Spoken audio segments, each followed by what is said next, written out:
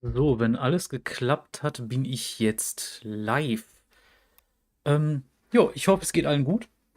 Erstmal herzlich willkommen zum Finale, würde ich mal sagen, von diesem wunderschönen kleinen Spiel. Wir sind jetzt gerade natürlich noch im Kartenbildschirm, denn wir sehen, uns fehlen noch ein paar Schlüssel zum finalen, wahren Ende.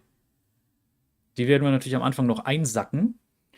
Und dann starten wir tatsächlich ins wahre Ende hinein. Und ich hoffe einfach, dass ich das heute alles fertig kriege. Es kann sein, dass ich doch zwischenzeitlich sage, sorry, ich muss morgen zu früh raus. Ich werde mal schauen. Mal gucken, ob noch jemand dazu kommt, denn das Ganze ist ja jetzt sehr spontan entstanden. Das heißt, so 2, 3 Minuten werde ich jetzt erstmal noch warten, schauen, ob sich irgendwer im Chat meldet. Und ja, ich werde jetzt erst auch mal kurz kontrollieren, ob mein Audio überhaupt vernünftig ist. Gebt mir einen kleinen Moment.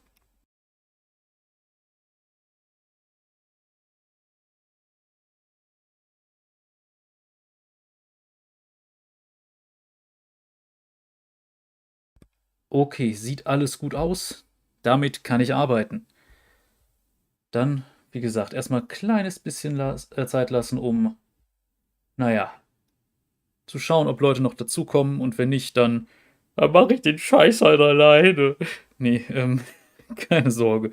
So bin ich jetzt nicht drauf. Das ist ja eine sehr spontane Aktion gewesen, wo ich mir dachte, ach komm, jetzt hast du eigentlich Zeit, warum sollst du es nicht machen, ne? Und von daher, ich bin mal gespannt.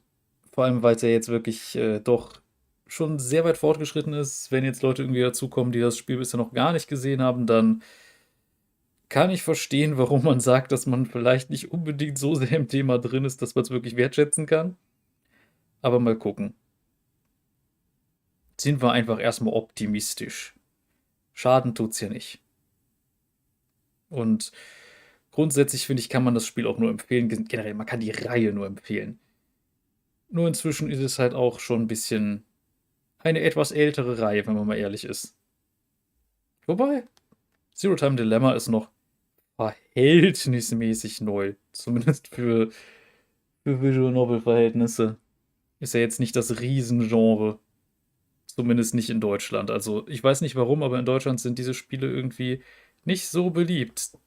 Ich glaube, Ace Attorney war ja halbwegs erfolgreich, aber das war es dann auch schon.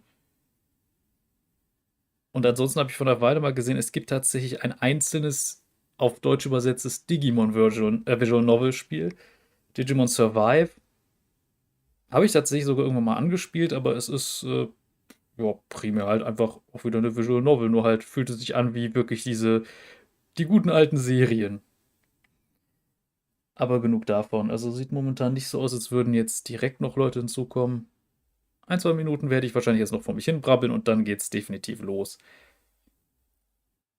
Und ja, wie gesagt, wir haben ja jetzt es geschafft, die Schlüssel so bis auf ein paar zu sammeln.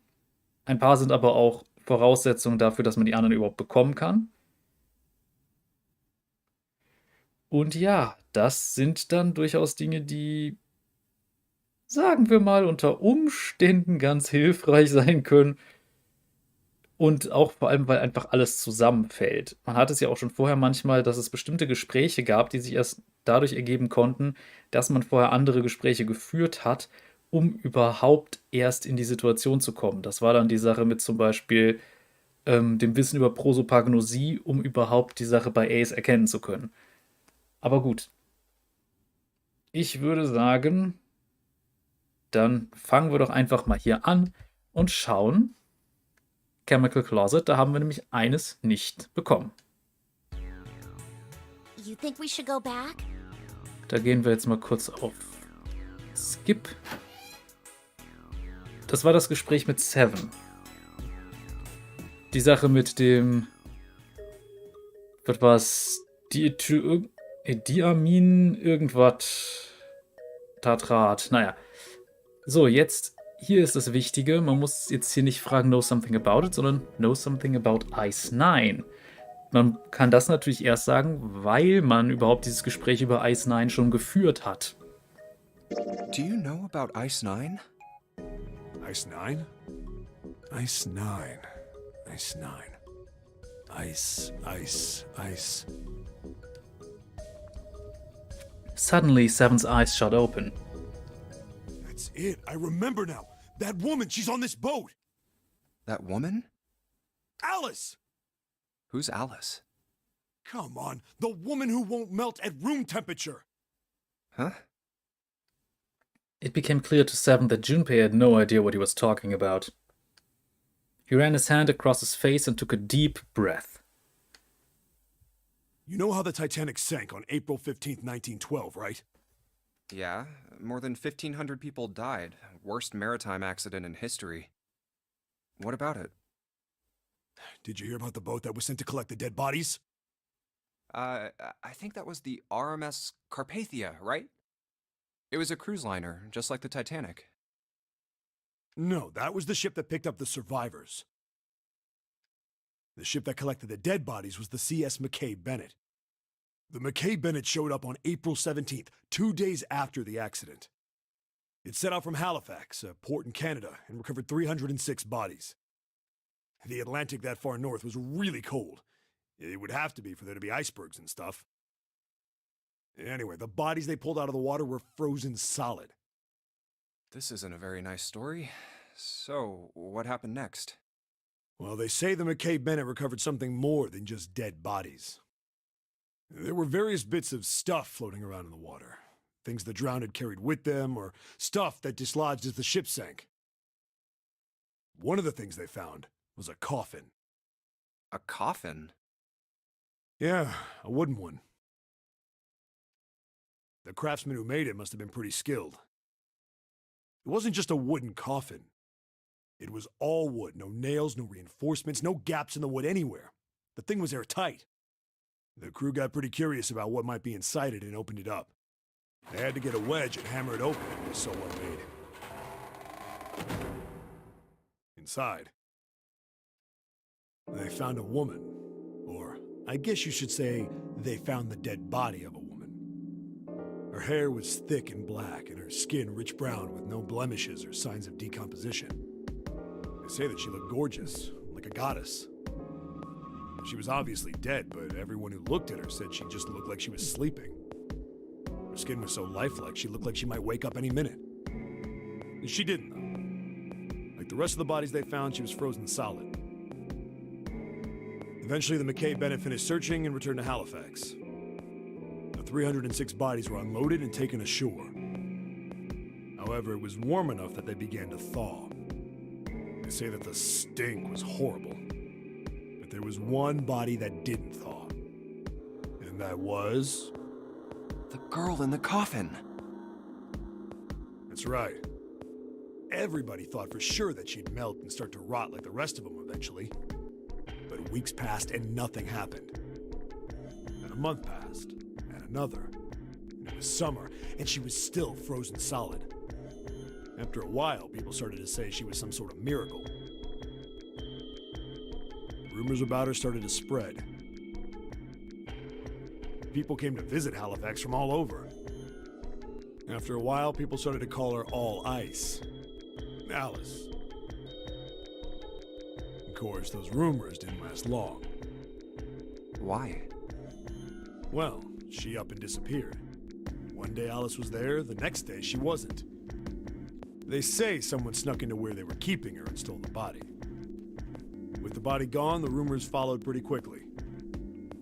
And after a while, no one remembered her. You might be able to find something about her if you could find a newspaper from back then, but that's about it. Wait, you just said that she was on this boat. Yeah, I did. Alice has got to be somewhere on this ship. Now why the hell would you say something like that? Because I know. And just what is it you know? What happened to Alice after she was stolen? Junpei gulped. Alright, tell me. What happened to Alice? Seven nodded slowly and took on the look of a man recalling something long buried. Well, around that time, the word was that there was a special black market in New York. All millionaires from all over the world. I've heard that Alice went up for auction there. The person who won the auction was... Lord Dashiell Gordain. You've heard that name before, right? Lord Gordain. Oh, Isn't he the guy who bought the Gigantic? The Titanic's sister ship? Yeah, that's him. Although I guess he hadn't done that yet. What do you mean?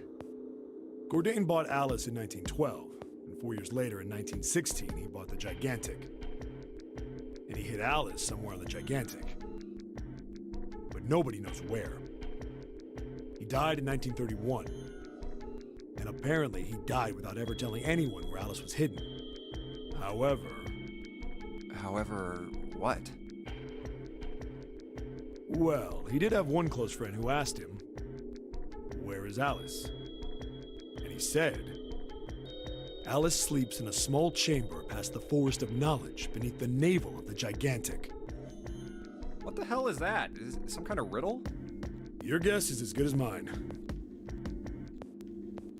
Seven threw his hands up in defeat. So that's it. Whatever you think, I believe it. She's hidden somewhere on the Gigantic. In other words, she's hidden somewhere on this ship. Before Junpei could dispute Seven's rather bizarre claim, as Junpei was trying to figure out what on earth he was going to say next, Clover's shrill voice pierced the room. Hey, what are you two doing over there? Stop wasting time and get over here! Okay, we're coming. Jeez! Seven looked at Junpei. Yeah, so anyway, that's the story. It might be useful someday. Don't forget it.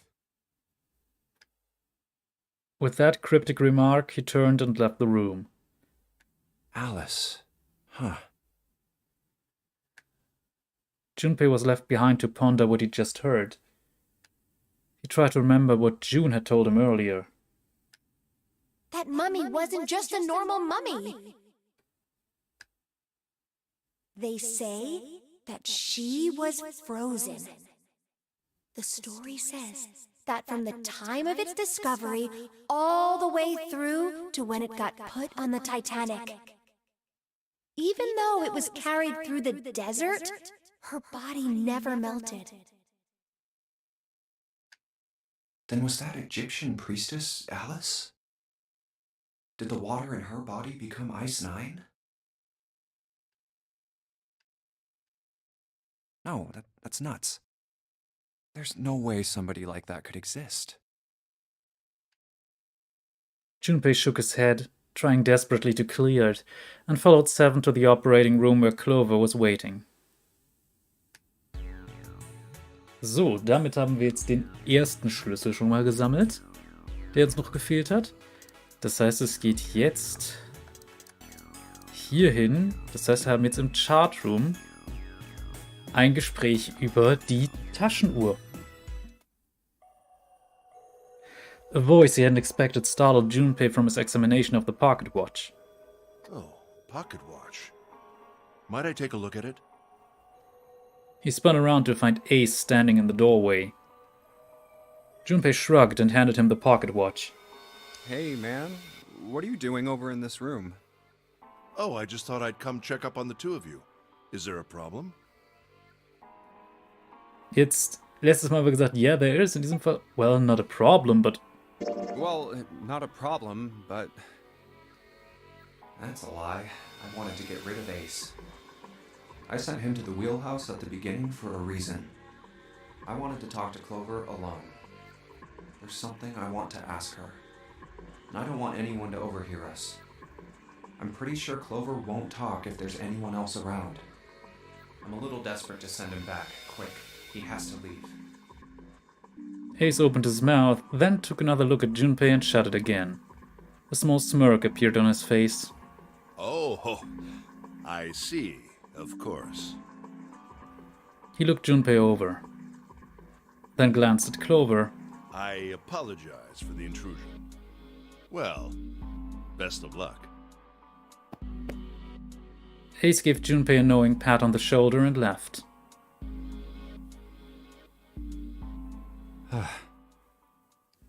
Junpei let out a sigh and brushed a few drops of sweat from his forehead. He turned and found himself looking straight into Clover's eyes. She'd heard what Ace had said. She regarded Junpei with caution. What was that about? She was clearly suspicious, and with good reason. Why are you looking at me like that?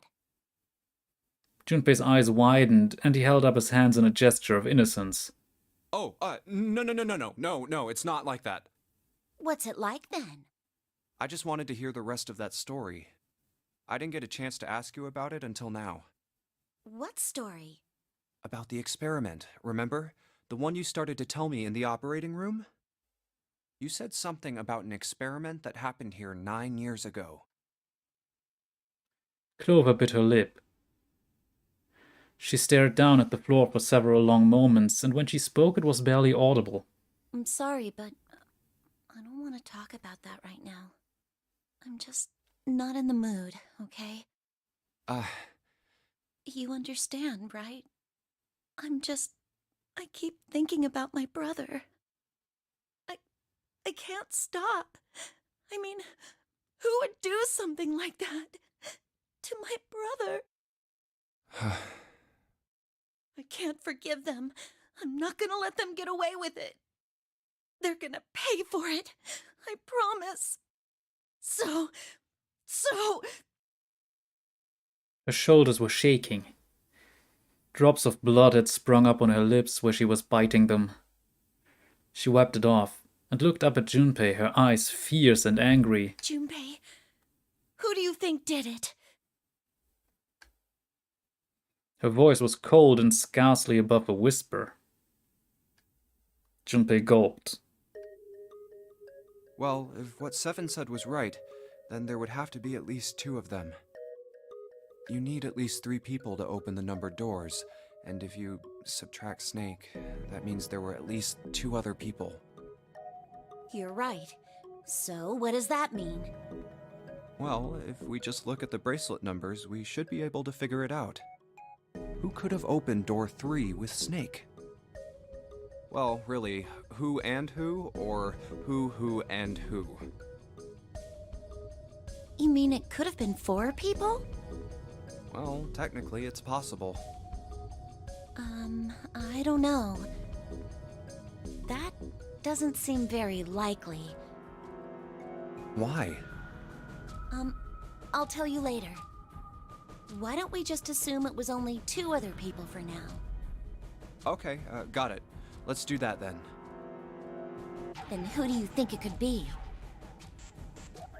Junpei crossed his arms and thought. Snake's bracelet number was 2. Which 2 bracelet numbers added to 2 would give a digital root of 3? Ja, okay, jetzt gibt's eine kleine Matheaufgabe. Ace und Santa. Nope, dann sind wir nur bei 6. Das bringt nichts. Ace und June. Wären wir bei 9. Passt auch nicht. Dann Ace und 7. Sind wir bei 10, also 1. Nein. Ace und Lotus. Sind wir bei 11, also 2. Passt auch nicht. Santa und June. Sind wir bei 11 wieder. Passt nicht. Santa und 7. Wären wir bei 12. Das würde passen. Santa und Lotus sind wir bei insgesamt 13. Passt also nicht. June und 7 sind wir bei 15. Also 6. Das passt auch nicht. June und Lotus sind wir bei 14. Also 5. Passt auch. Ne, die beiden ergeben zusammen 14. Ne, passt aber auch nicht. 7 und Lotus zusammen sind wir bei... Die beide ergeben 15. Dazu kommt dann in dem Fall 17, 8. Okay, dann bleiben noch Santa und 7. Would it be Santa and 7? The digital root for Snake, Santa, and 7 is... 3! Wait, hold on. Are Santa and 7 the killers? What's wrong? Clover looked at Junpei and he looked back at her. There was no point in hiding it. Well, I thought about it, and... He told her his conclusions. That's what I thought. She looked less surprised than he'd expected. Santa and 7. If it was 2 people, then that's the only combination that works. Hey, wait a minute there. Don't you think it's a little too early to be jumping to conclusions? Well, all I said is that those 2 would have been able to open door 3 with your brother. There might be other possibilities. Well, what other possibilities?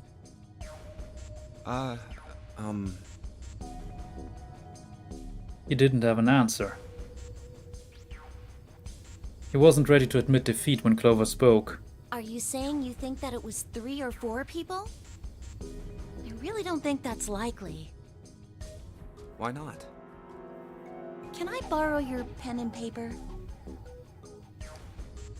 Clover put her hand out expectantly. Yeah, here.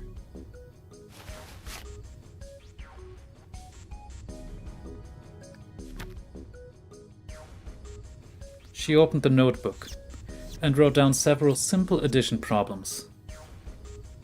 Eventually, she had 8 which provided a digital root of 3.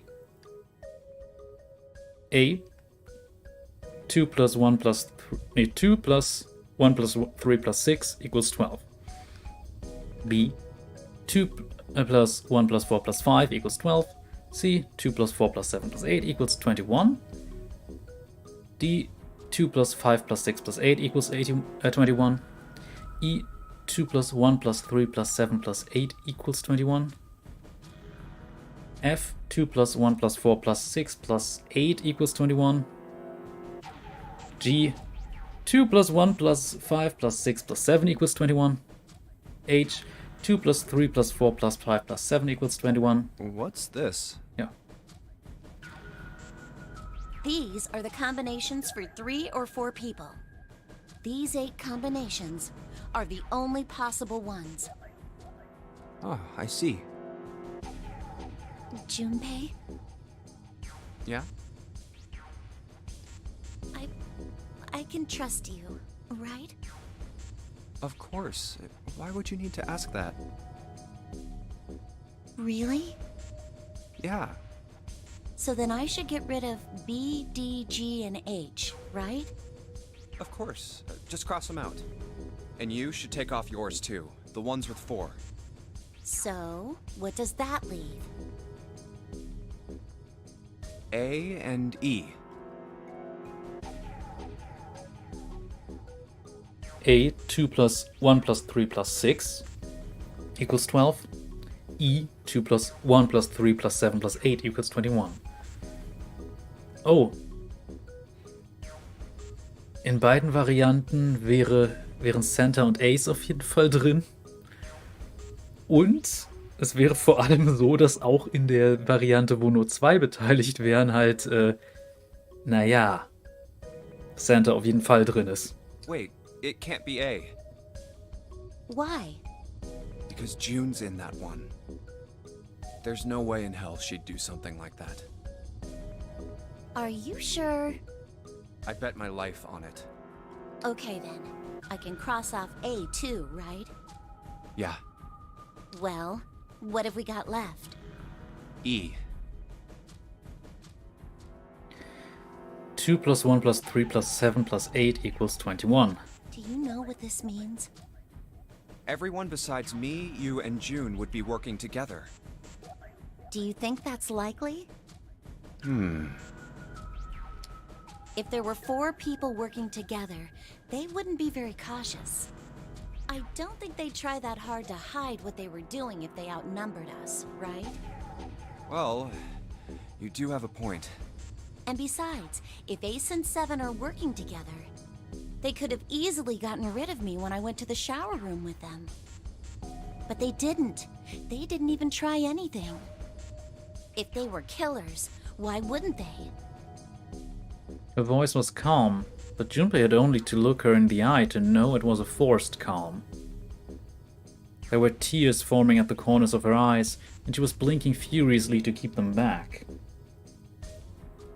Perhaps by attempting an objective analysis of who might have killed her brother, she had been able to distance herself from the harsh reality of his death. The more she struggled to act unconcerned, the more Junpei felt his heart tighten. Oh, I see. Anyway, I understand now. It seems pretty unlikely that it was as many as 3 or 4 people. Yeah. Then that means there's a good chance it was Santa and Seven. That's how it looks. But why would they do it? There was a moment of silence. Their motive. He laid his hand gently on her shoulder. He was close, so close to the answer. When Ace chose the worst possible moment to return. He raised a knowing eyebrow and then spoke. Have I interrupted something? What is it? There was something I wanted to speak with you about, Junpei. Could you come with me for a moment? He turned on his heel and walked back toward the wheelhouse. Go ahead. Okay. Junpei looked over at Clover. He gave her a short nod, hoped that she would be willing to talk to him again later, and followed Ace. What did you want to talk about? Ich möchte kurz anmerken, wir wissen ja schon, wer diesen Kerl, der aussieht wie Snake, in Raum 3 umgebracht hat. Wir wissen ja, dass das Ace war. Wir wissen allerdings auch, also wir müssen jetzt bedenken, diese Story, hier kann man ankommen, ohne das zu wissen. Darum muss das halt mysteriös gehalten werden. Ace looked at Junpei and smiled, perhaps more of a smirk than a smile. There was something I wanted to check. Yeah? What's that? If you'll excuse me. With no warning, Ace slipped his hand into the pocket of Junpei's vest. Hey, what the hell are you doing? I'm just checking. No, stop! He reached for Ace's arm, but it was already too late. In the older man's hand were the pieces of paper Junpei had balled up and hidden in his pocket. Just as I thought. What exactly are these pieces of paper hiding in your pocket? You switched them, didn't you, when we voted? Well, I can't say that I care. I managed to get through the numbered door I wanted, despite your mischief. Okay, das ist eine Sache, die hatten wir auch schon vorher, bevor wir diesen Schlüssel hatten, sage ich mal. Then, why did you... Oh, simple curiosity. I hope you won't think ill of me for it. Ace smiled, gave Junpei a friendly pat on the shoulder, and then turned on his heel and left. It was a small defeat, but it was a defeat. Junpei had lost the upper hand, and he knew it. He could feel his stomach begin to tense. Damn. So, damit haben wir jetzt auch den Schlüssel. Jetzt in den Captain's Quarters fehlen noch 2 Gespräche. Guten Abend zurück an der Comic-Nerd. So.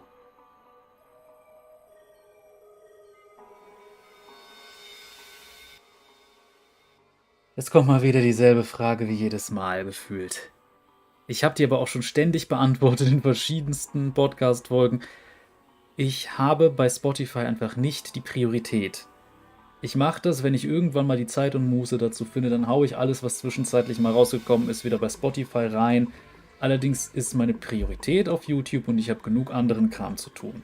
Das heißt, das passiert wirklich, wenn ich gerade einfach mal zu viel Zeit habe. Es ist nicht so, dass ich Spotify jetzt gerade irgendwie als Riesenpriorität habe. Ich weiß, es ist für viele praktischer, aber am Ende des Tages bringen mir meine Aufrufe auf Spotify halt gar nichts, weil ich nicht in den USA sitze. Von daher ist es halt so. Aber gut, jetzt weiter. Red File. A red file lay in the drawer. Junpei reached down and picked it up. It looks like there's something on the cover. ALLICE. Und da haben wir jetzt vorher das Gespräch gehabt mit Seven. All ice. Alice. Does this mean... Junpei couldn't hold back. He had to know what was in that file. Ja, das war die Sache mit den Hieroglyphen. Each page was covered with strange characters. They looked like tiny drawings of birds, snakes, insects, horned animals, wings, and even kneeling humans. There were many pages in the file, and each was full of these strange symbols. What the hell is this? He didn't realize he'd spoken out loud until Ace looked over at him. They are hieroglyphs. Ich glaube, wir können erstmal skippen, bis wir zu einem Punkt kommen, wo wir irgendwas beantworten müssen. Ach nee, jetzt haben wir das. Alice sleeps in a small chamber past the forest of knowledge beneath the navel of the gigantic. Schauen wir mal kurz, ob wir irgendwas verpasst haben. So. Ah, ja, genau. Wir haben die Schlüsselkarte gekriegt mit dem Uranus-Symbol. Bottom Deck Library. So, Bottom Deck Library. Ah, Junpei remembered something he'd heard from Seven when they'd been in the chemical closet. Das ist der Punkt, an dem jetzt der neue Teil ansetzt. Alice sleeps in a small chamber past the forest of knowledge beneath the navel of the gigantic. So. Da haben wir's. Beneath the navel mean the bottom deck, and the forest of knowledge is the library? Then could Alice be in a room somewhere beyond the library? What's wrong? Something on your mind? Junpei blinked. Only then did he notice Ace looking at him, curiosity and concern written across his face in equal parts. Yeah. I just remembered something. Is that so? What about? Well, don't laugh, okay? There was no reason for Junpei to hide his thoughts. He began to explain his theory to Ace. Then he stopped. It wouldn't make any sense if Ace didn't know who Alice was supposed to be. So he told Ace everything June had told him. The Egyptian priestess and Ice 9. Interesting. And the woman who wouldn't melt, who was recovered from the Titanic disaster? They called her All Ice, which eventually turned into Alice. And she was purchased by an English millionaire who called himself Lord Gordain. According to Seven, this ship is where he hid Alice. And you think that he hid her in a small room, beyond the library on the bottom deck? Yeah. Well, I mean, it is just a theory. Ace stared off into the distance, his hands slowly and absent-mindedly stroking his beard. After a few moments, his hand stopped. He turned slowly to look at Junpei, and his brows drew together. Junpei, have you ever heard of the term CAS? Cass? It stands for Cells Alive System. It is an advanced technology for freezing and preserving organic matter. Put simply, it is a technique that allows one to freeze things without the formation of ice crystals. Normally, if you freeze something fresh, water within its cells expands as it crystallizes, damaging the cell membrane. Yep, das ist tatsächlich ein Problem. CAS, however, works differently. The object to be frozen is supercooled using magnetic fields, and then frozen instantly and uniformly, giving ice crystals no time to form. It was originally developed for the preservation of food, as an alternative to the normal freezing process. Now, however, there are rumors that it can be used for other things. What do you mean, other things? Well, there are obvious medical uses, but perhaps also space travel. Space travel? Are you serious? Surely you've heard of suspended animation, cryogenic freezing? It's a fairly common idea in science fiction books and films. People are sometimes frozen for especially lengthy journeys through space. That was when Junpei understood what Ace was suggesting. Whoa, wait a minute there. Ace looked at him and raised an eyebrow.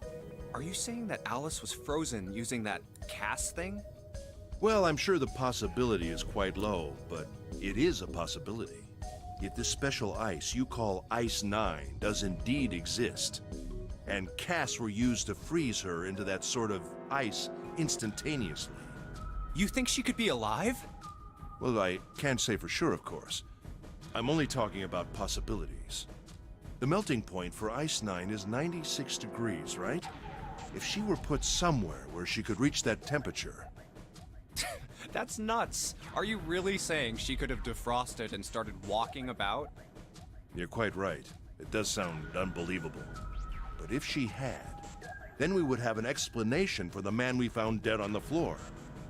You mean the guy dressed like a captain? Yes. He was dead when we found him. Clearly, he was murdered. But if he was murdered, then by whom? It couldn't have been one of us. That would be impossible. In order to enter the captain's quarters, one must first open door 1. That door that requires the Earth key prevented us from accessing door 1. Who was it that opened that door? Santa and Lotus. Right. Clearly, the two of them could not have opened door 1, or any other door for that matter. Who else then could have done so? Junpei thought for a second.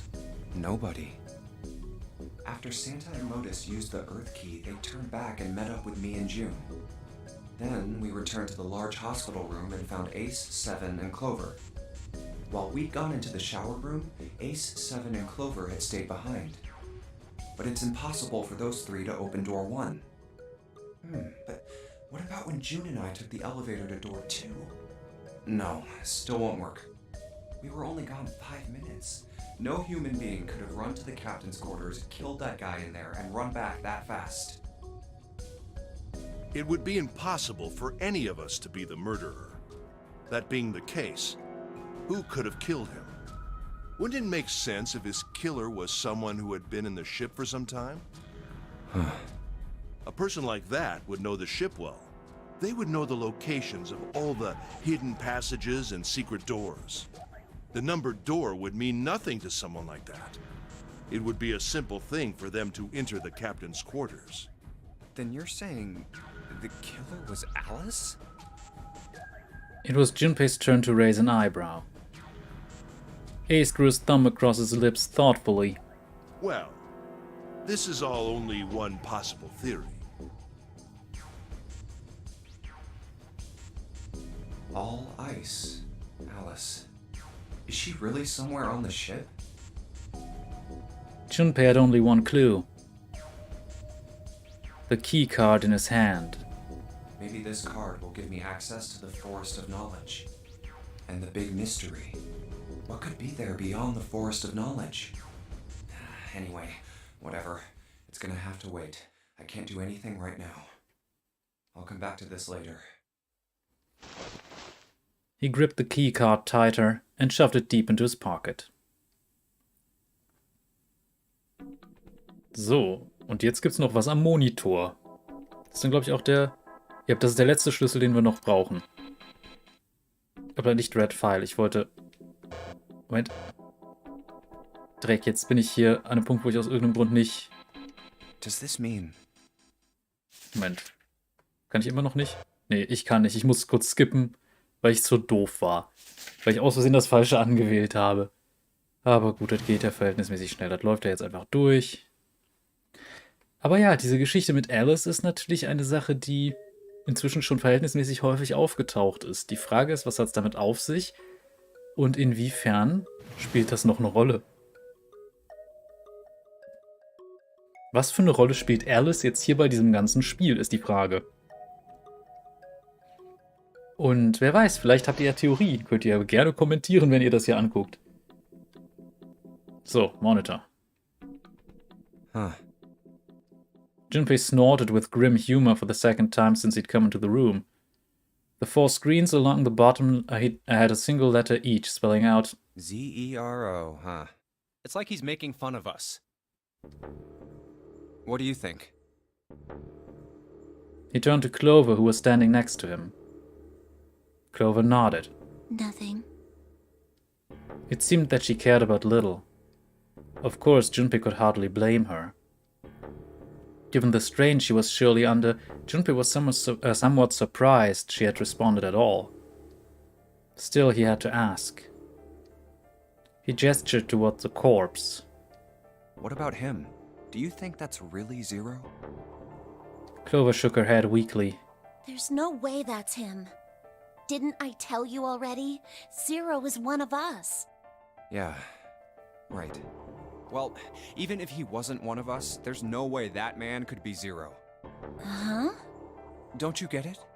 The letters that spell 0 on the TV screen, the captain's clothes he's got on, and of course, the bracelet with a 0 on it.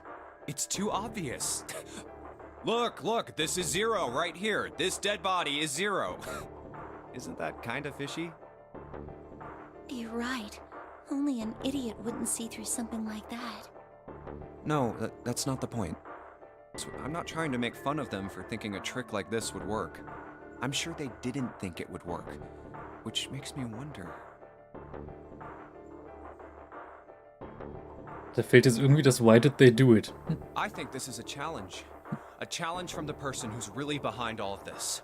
He's making fun of us. Don't you get it? If whoever killed this guy really wanted us to think this corpse was 0, they'd never have put a bracelet on him. Walking around with a 0 bracelet would be like hanging a sign around your neck that said, "I did it!" Anyone with a brain would be able to see that this guy is supposed to look like everything 0 is supposed to be. Just like we did. The killer must have known we wouldn't think he was 0 and put the bracelet on him anyway. Do you know why? Why? Like I said, he's mocking us. Too bad, suckers, this isn't 0. Where's the real me then? See if you can catch me. It's the same bad joke a lot of criminals like to play. They'll just sit back and watch. That's really twisted. But it almost seems kind of childish. Da bin ich jetzt kurz aus Versehen nochmal auf A gekommen. Ja. They just like to sit back and watch people run circles. So, jetzt. Oh ja, es ist irgendwie kindisch. Könnte man sich mal merken, den Satz. Yeah, you're right. It's really childish. It's like it's just a game to whoever this person is. That's what seems funny to me. Junpei bent down next to the corpse. All right, let's get back to the point. Who killed this man? I don't know. And what's this guy's deal? Who is he? How would I know that? If I knew anything, I would have told you. You have no idea who he is. Why would I? Junpei sat back on his haunches and thought. We should check and see if he's got anything on him that might tell us who he is. Give me a hand here, Clover. Huh? We gotta flip him over. How else are we gonna search his pockets? Clover didn't move. Okay, fine. Guess I'll do it. Junpei had no choice but to move the body on his own. Here we go. He grabbed hold of an area not completely covered in blood and shoved. It took a moment, but eventually Junpei felt the man's bulk begin to shift. But just as it did, Huh? something fell from the man's left wrist. Hey, it's the bracelet with the 0 on the face. Lastly, let us discuss how to remove the bracelets. There are only 2 ways to do so. 1. You escape from this ship. 2. More hardly, which is 0. In other words, once the bracelet is taken outside the confines of the ship, or detects that the wearer's heartbeat has fallen to 0, it will shut down automatically. Oh God. Junpei stared at the bracelet. This man. He's dead, isn't he? Huh? No, it's just I guess I didn't really think about it until right now. If his bracelet's off, that means he's dead. Well, it's pretty obvious that he's dead. You don't really need to look at his bracelet to figure out that he's dead. Yeah. I guess you're right. It is pretty obvious. Well, he looks a lot better than the other bodies we've seen, though. You know? I mean, if there wasn't all this blood, he'd almost look like he was still alive. I mean, I know it's kind of a messed up thing to say, but he kinda has it better, you know? Dying from a bomb going off inside of you, I mean, that's just... Some of Snake's bones went right through his skin. I think the explosion must have thrown him against a wall or something. There was a broken bone just sticking out of his left arm. And... Suddenly, Junpei realized what he was saying. How could he have been so cruel? He clapped his hands over his mouth. But it was already too late. He turned to look at Clover. She was glaring at him furiously. What did you just say? Her words sounded cold. He knew an apology would hardly atone for what he'd done, but he tried anyway. Oh man, I am so sorry. I shouldn't have said that. I really don't know what I was thinking. I mean...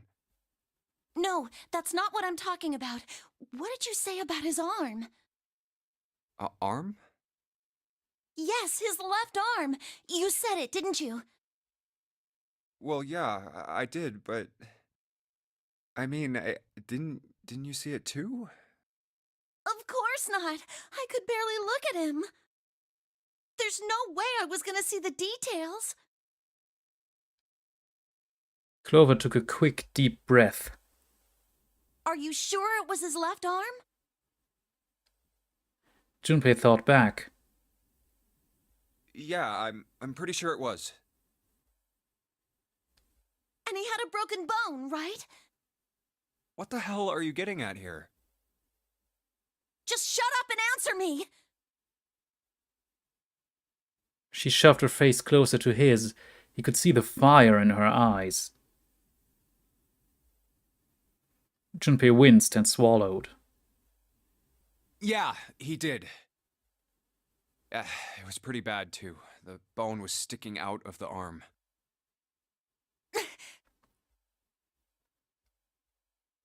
No sooner were the words out of his mouth than Clover's expression changed. Clover? What's wrong? Look, I'm sorry if I said anything. Suddenly she was crying. Thank you. Oh, ich habe eins noch nicht vorgelesen. Junpei wasn't sure what to do. It was close to the last thing he had expected to hear. Huh? What are you... Junpei had no idea what had just happened. He didn't think he'd done anything worthy of thanks, and he couldn't understand why she would have chosen that moment to begin crying. So he simply stood there, confused. Thank you so much, Junpei. She thanked him again, and then something even stranger happened.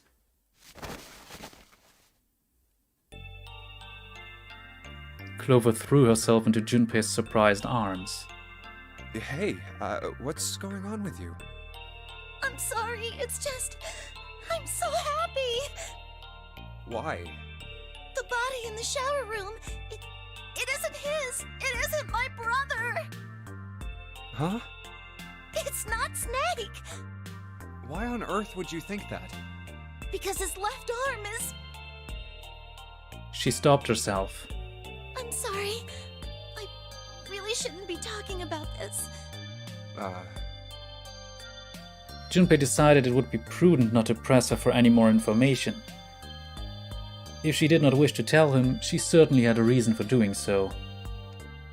Perhaps more importantly, however, if Clover was so certain, then she was likely right. That meant that the body in the shower room wasn't Snake. It wasn't much, but that knowledge lifted some of the weight from Junpei's heart. But he's still alive.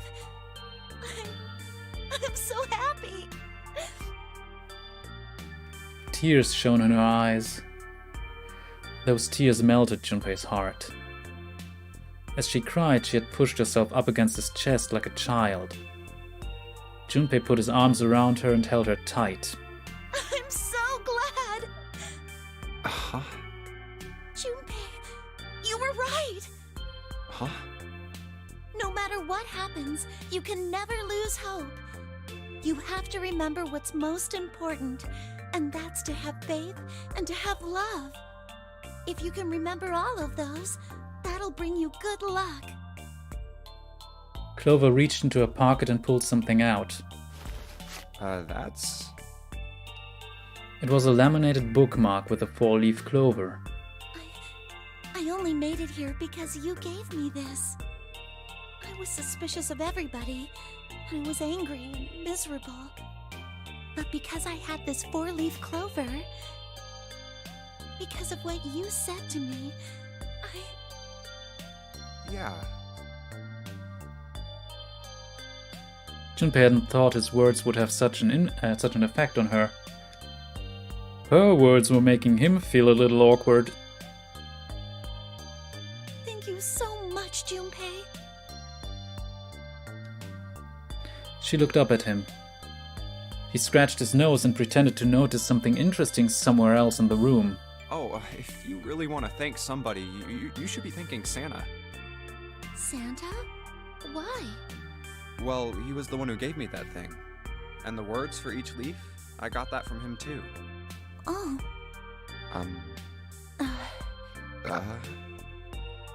Then suddenly, Clover broke away from Junpei. Huh? He looked confused. He hadn't thought she'd react that poorly. Clover began to pace across the room.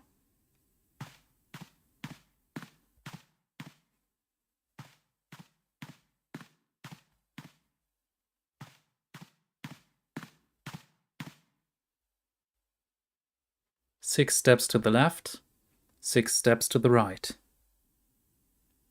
Another 6 to the left. And then she stopped. Did Santa really tell you those things? Her eyes were serious, but not angry. Yeah, he did. Did I, say something wrong? Oh no, not at all. In fact, this could be really good news, I think. You think? Santa knew about the words and the clover. The only people who should know about that are the other subjects. Subjects? The other people who were in the experiment 9 years ago, with my brother and me. Huh? Und da erfahren wir jetzt was Wichtiges. Fangen wir jetzt erstmal simpel an.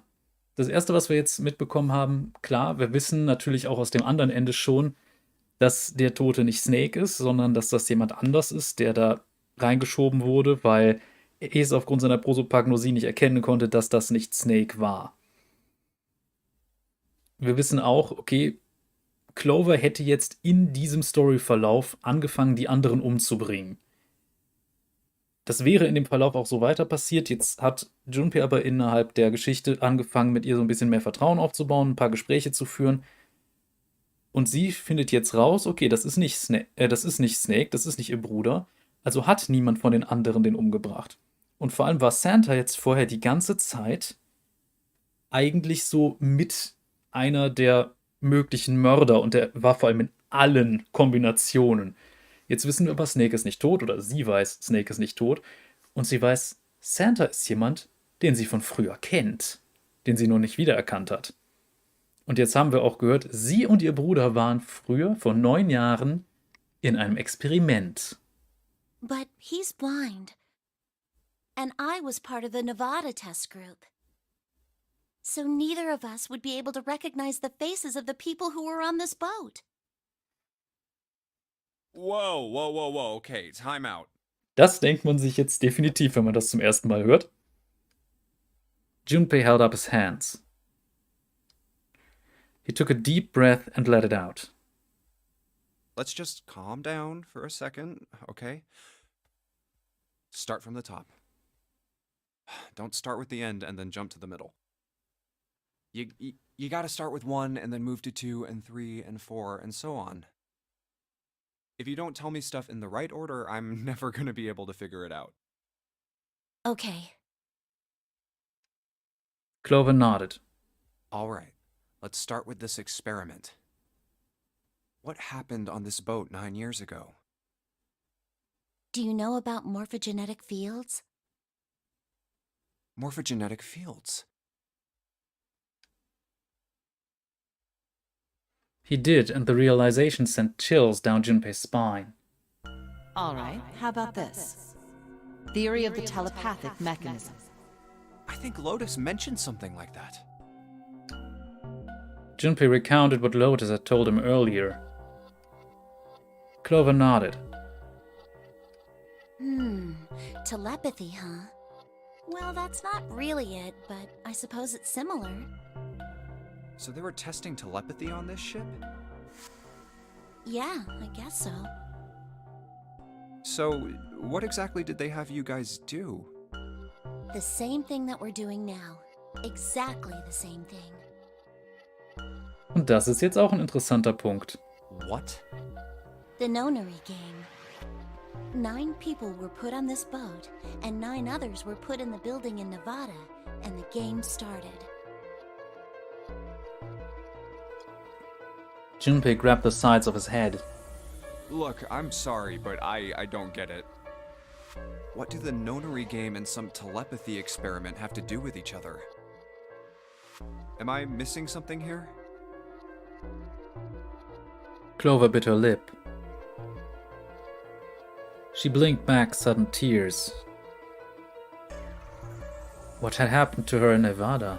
The ability to access a morphogenetic field is affected by a couple of things. The first is epiphany, and the other is danger. You know how sometimes when you're up against a really tough problem, and then the answer just kind of pops in your head? That's an epiphany. And what you learn from the epiphany can be transmitted with telepathy.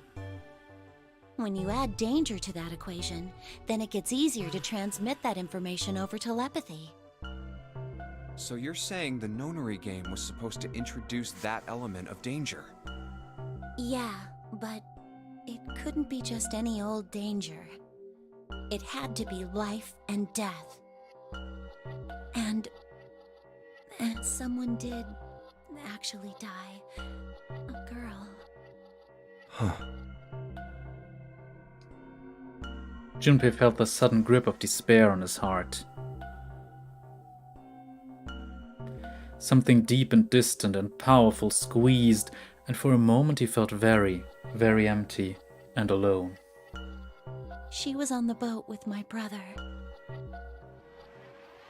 Oh, da fällt mir gerade auf, dass ich einen Beitrag im Chat übersehen habe. Guten Abend, habe gerade ein Fiddlesticks-Lore-Video gesehen, bin extrem begeistert. Wirklich großen Respekt für die fesselnde und spannende Art, wie du das alles erzählst. Mach weiter so. Ja, mache ich sehr gerne. Danke, auch wenn du nicht mehr da bist. Vielen Dank für den netten Kommentar. Also, ja, ich habe mir da Mühe gegeben. Ich habe ja auch versucht, die Art, wie der Synchronsprecher, wie hieß er?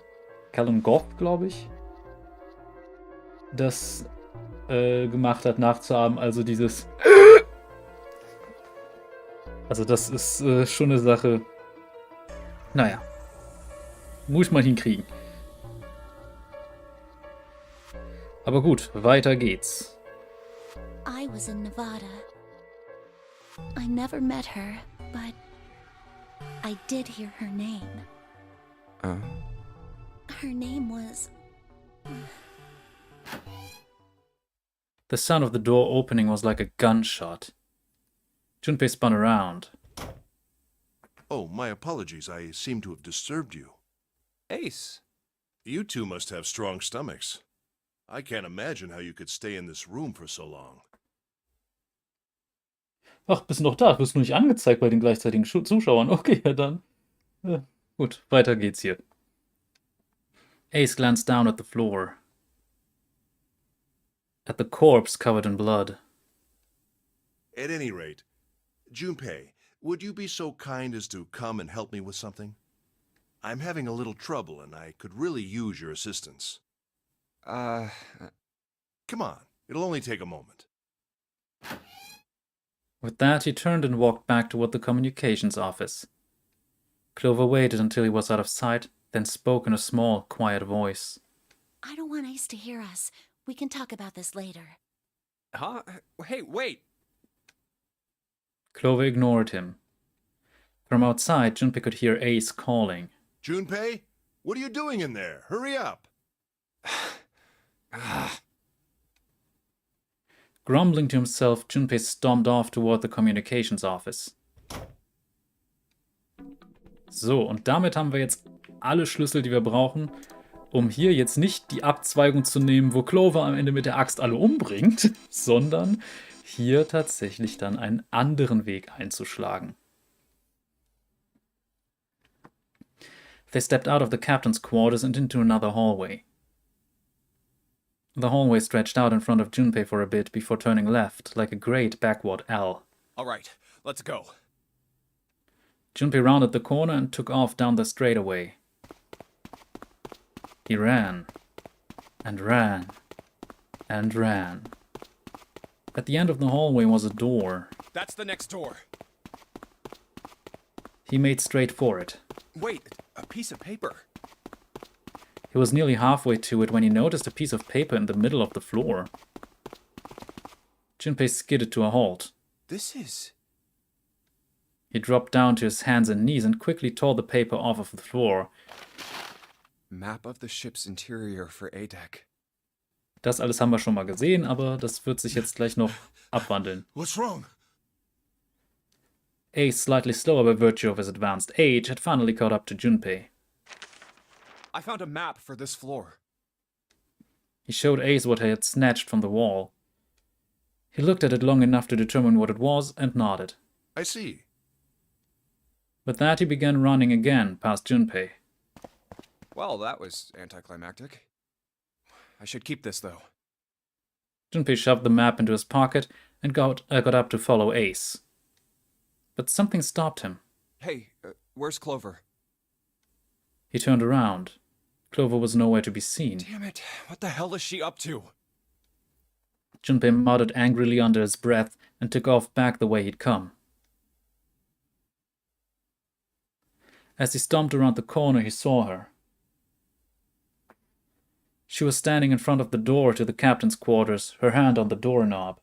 Clover! Huh? As Junpei watched, she closed it, gently and quietly.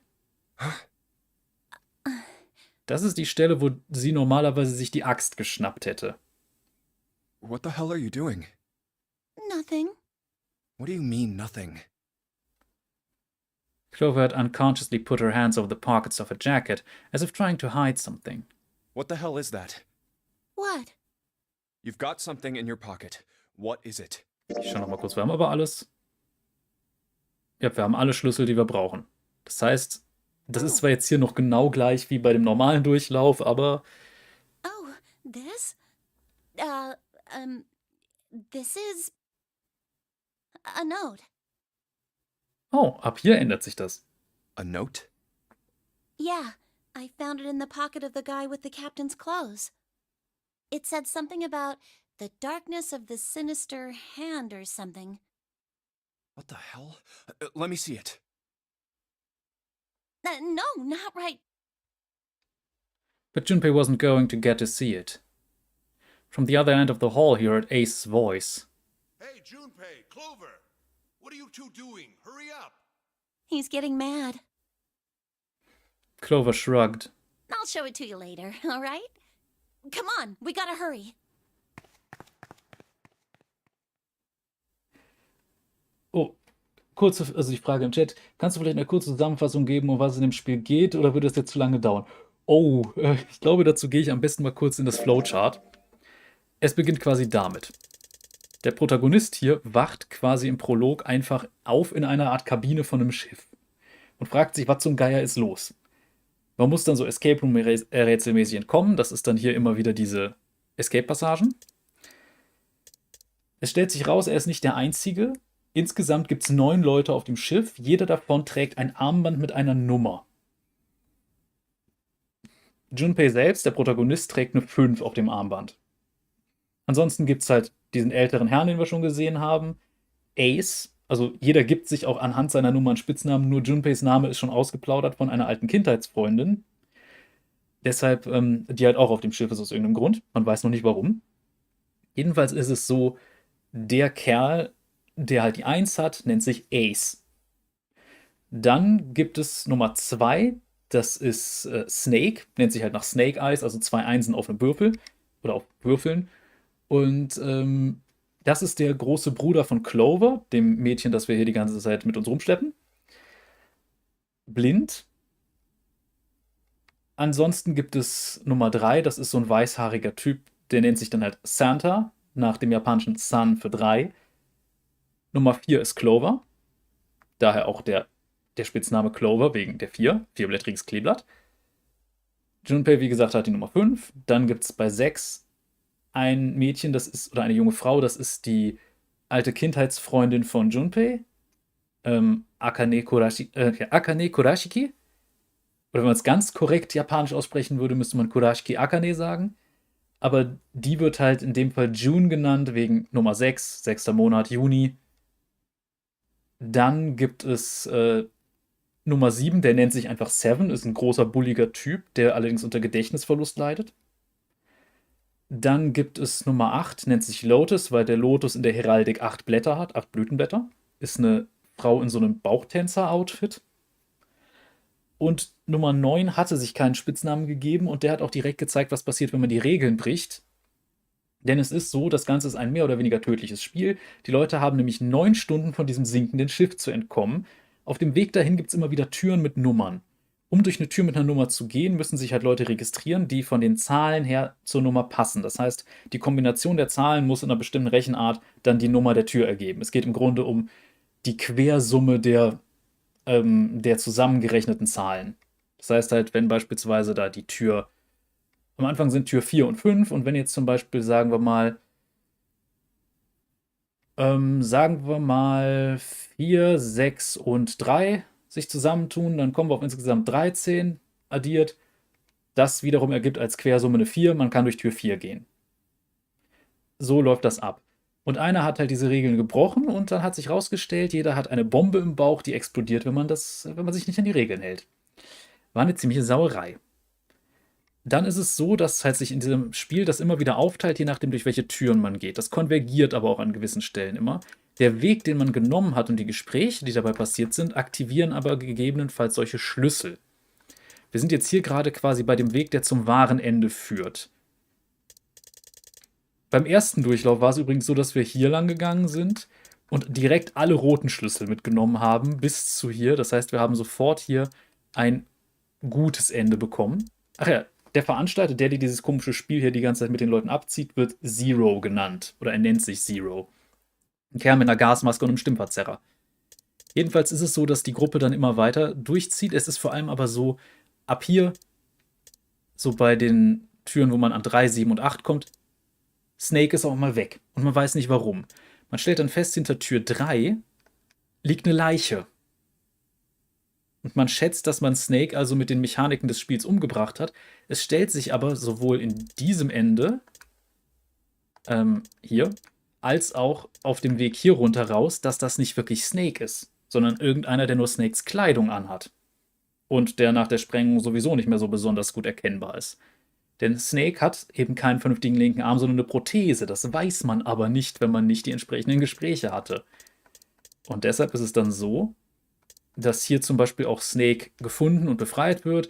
Es gibt einen Kampf und findet heraus, wer der eigentliche Böse in der Geschichte ist. Nicht Zero, sondern jetzt wer damit zu tun hatte. Und zwar ist Ace zum Beispiel jemand, der ein bisschen Dreck am Stecken hat. Und der auch in diesem Ende zum Beispiel drauf geht. Snake allerdings dann auch. Allerdings gibt es auch eine Reihe schlechte Enden. Hier zum Beispiel wird Junpei von hinten abgestochen. Hier ebenfalls. Und in diesem Ende wird er von Clover mit einer Axt getötet, die halt dabei ist, sowieso alle umzubringen, weil sie denkt, dass mindestens 2 Leute aus der Gruppe ihren Bruder getötet haben. Es ist ein bisschen kompliziert. Ansonsten gibt es noch eine ganze Menge subtile Sachen, die ich jetzt nicht alle erzählen kann. Und ich glaube auch, es wird tatsächlich nicht die letzte Folge, weil ich merke, es gibt nämlich noch nachher ein weiteres zusätzliches Cape-Rätsel, das werde ich noch machen. Aber ich glaube, ganz zum Ende werde ich heute nicht mehr schaffen, weil irgendwann muss ich ins Bett, denn ich muss morgen früh raus. Gut. Es ist auf jeden Fall ein Narrative-Game. Also es gibt so ein paar Sachen, die sind Point-and-Click-Adventure-mäßig, aber der Großteil ist Visual Novel. So, around the corner and off down the long stem of the L. A note? A note. Junpei was curious. But there was something else that bothered him. From the look of that pocket, it doesn't particularly look like just a note. Jeez, what are you thinking? For crying out loud. Kurz zu dem Kommentar. Nein, das war keine präzise Zusammenfassung. Das war einfach mal kurz der Schnelldurchlauf. Da ist nämlich noch sehr, sehr viel, was passiert. Junpei did his best to convince himself that it would make sense later and ran off after Clover. Ach, übrigens, die ist entkommen. Dafür muss man zur Tür 9 finden.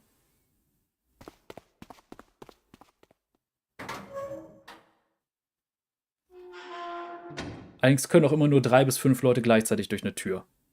Junpei pushed through the door and found himself in a large room with a large set of stairs. The big stairs. So this is where it ends up.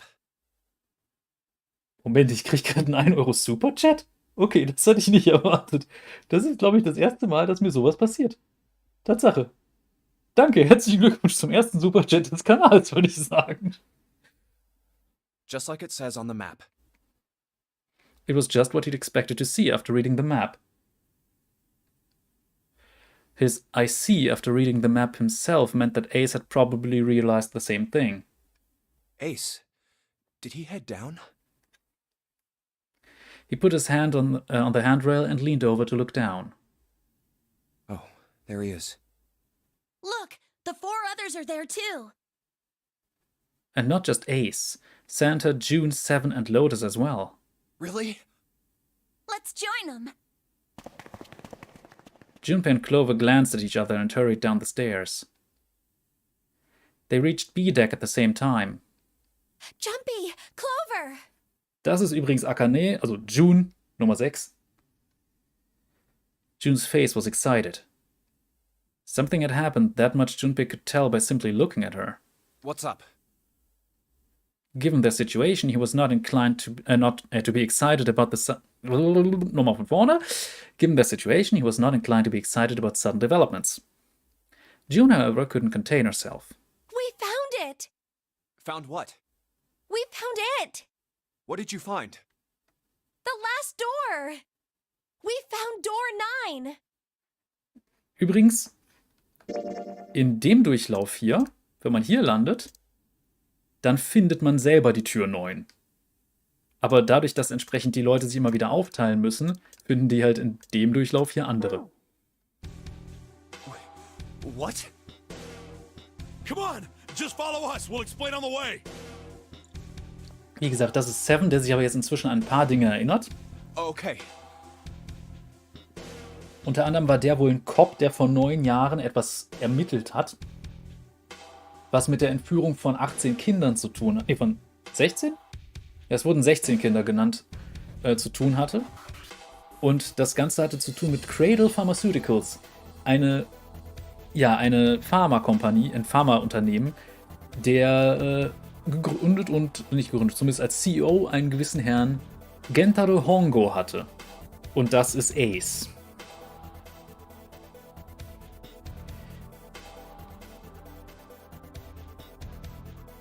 Okay, jetzt bei dem Kommentar bin ich gerade ein bisschen verlegen. Ich hatte nicht damit gerechnet, dass mir Leute einfach bei Streams jetzt Geld hinterherwerfen wollen, aber danke.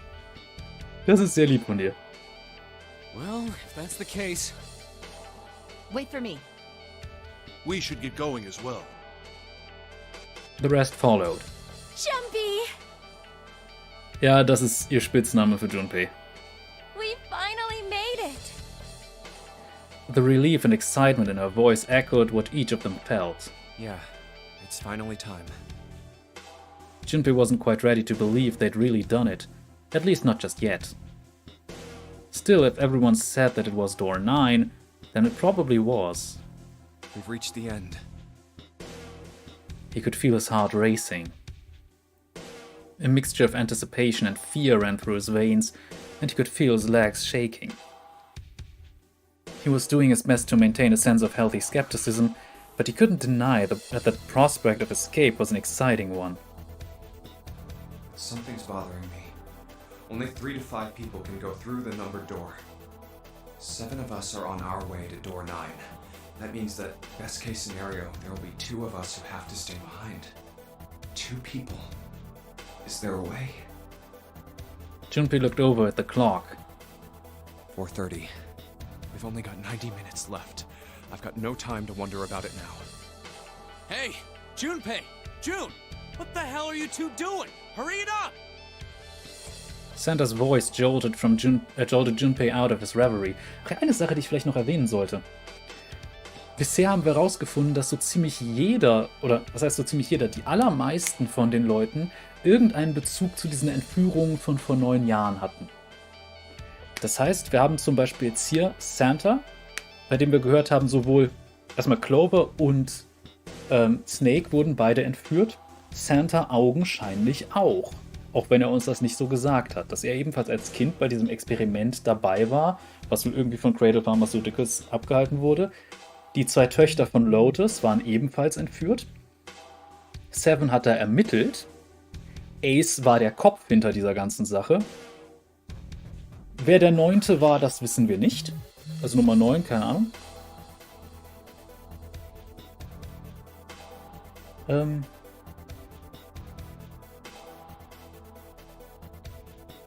Okay, ich sehe jetzt gerade nochmal einen lieben Kommentar. Ach, so viel haben wir uns dann auch nicht, aber danke. Es ist, ich hoffe, du hast auf jeden Fall noch weiter Spaß damit. Also ich gebe mir da durchaus Mühe, insbesondere was meine Stimmarbeit angeht. Aber gut, wen hatte ich jetzt vergessen? Wie gesagt, 4 war Clover, ja, die wurde entführt. Junpei hatte nichts mit der ganzen Sache zu tun. Der ist irgendwie der Einzige, der von diesen Sachen vorher gar nicht wusste. Was June angeht, bei der wissen wir auch nicht, ob da irgendein Bezug besteht. Wir wissen nur, die sind zur selben Grundschule gegangen. Und da hatte er wohl auch ein bisschen Gefühle für sie als kleiner Junge, aber naja. Seven, wie gesagt, hat ermittelt. Und Lotus war die Mutter von 2, die damit zu tun haben. Aber es wäre jetzt ungewöhnlich, wenn June die Einzige wäre, die keinen Bezug zu diesen Entführungen von früher hatte. Die wohl auch mit dem Nonary Game zu tun hatten. Also das Spiel, was die hier gerade spielen müssen. Let's go, Jumpy! June took off down the stairs, jogging as quickly as she could. Yeah. Junpei followed.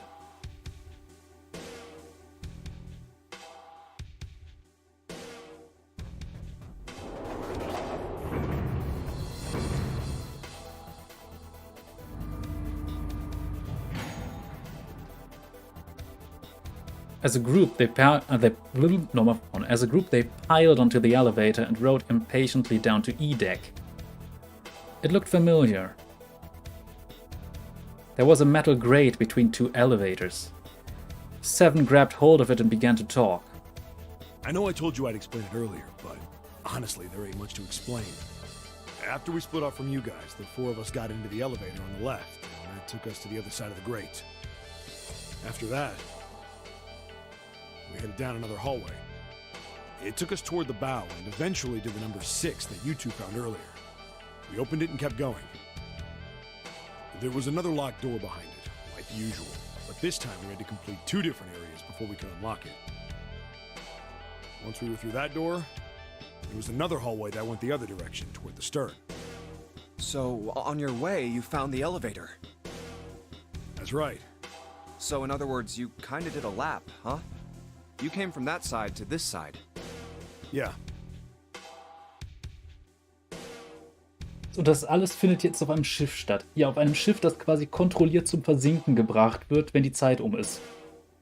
Das heißt, es gibt ein Leck, aber durch entsprechende Schotte ist dafür gesorgt, dass es nicht untergehen kann, weil noch nicht mehr Wasser einströmen kann. Aber es heißt, sobald die 9 Stunden um sind, ich muss zugeben, ich kenne die Story. Ich habe das Spiel schon mal komplett gespielt. Aber ja, das Ganze findet augenscheinlich auf einem Schiff statt. So, where's the number 9 door? Over here. Follow me. Seven began walking down the hallway that led toward the stern. Junpei and the others broke into a jog to keep up with him. By the way, They had been walking for a while. June in silent step with Junpei when she spoke. you know, it's because of Santa that we're all here right now. Huh? That all 7 of us are going to door 9. What? You don't get it? Santa, Seven, and Lotus. What's their digital route? 3 plus 7 plus 8 equals 18. 1 plus 8 equals 9. 9. It's 9. That's right. They could have just left me behind and kept going if they'd wanted to. But they didn't. Yes, because Santa wouldn't let them. He said we can't leave June and the others behind. That's why we went looking for you guys. And then you got on the elevator and went back to the central staircase. That's right. Well, I wouldn't have called that one. That Santa would be the one to stick up for you, I mean. Junpei felt his eyebrows knit as he considered that. Oh, don't get me wrong. Perhaps June had sensed Junpei's concern. I don't mean that Seven and Lotus said they wanted to leave me behind. We were just talking about it, and Santa objected to it first. Is that so? Junpei was about to respond when Seven suddenly stopped. We're here. In front of them stood a door. So, is this... Yeah. Junpei couldn't see Seven's face, but he could see him nod. There's no other place for us to go. Nope. Just look around. There's a big old iron wall at the end of the hallway. The other hallways on the left and right are blocked by metal grates. I see. It looked as though Seven was right. The door in front of them was their only choice. All right, let's get moving. He pulled open the door and walked in.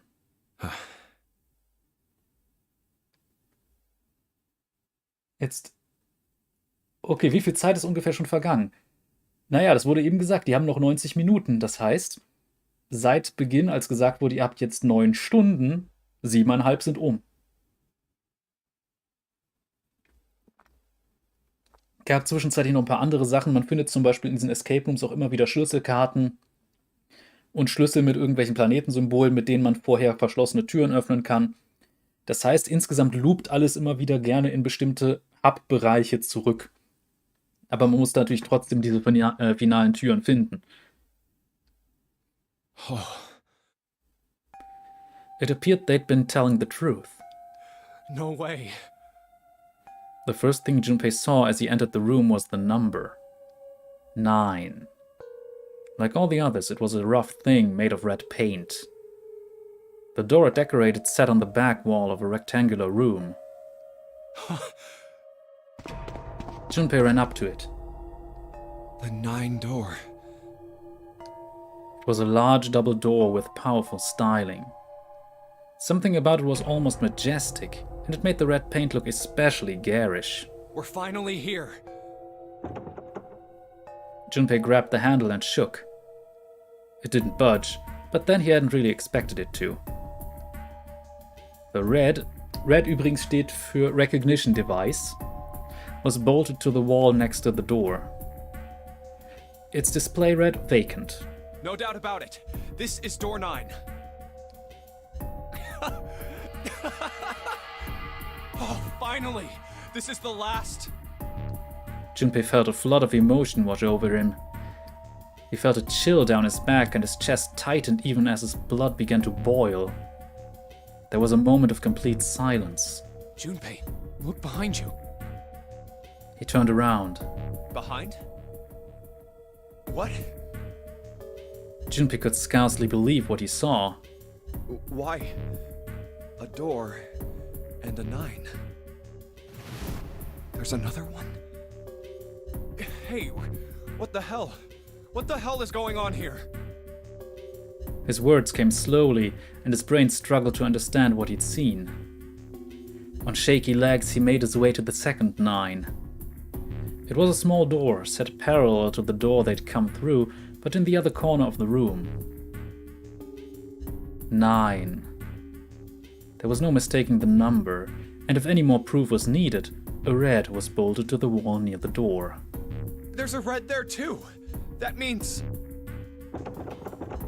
And of course it won't open.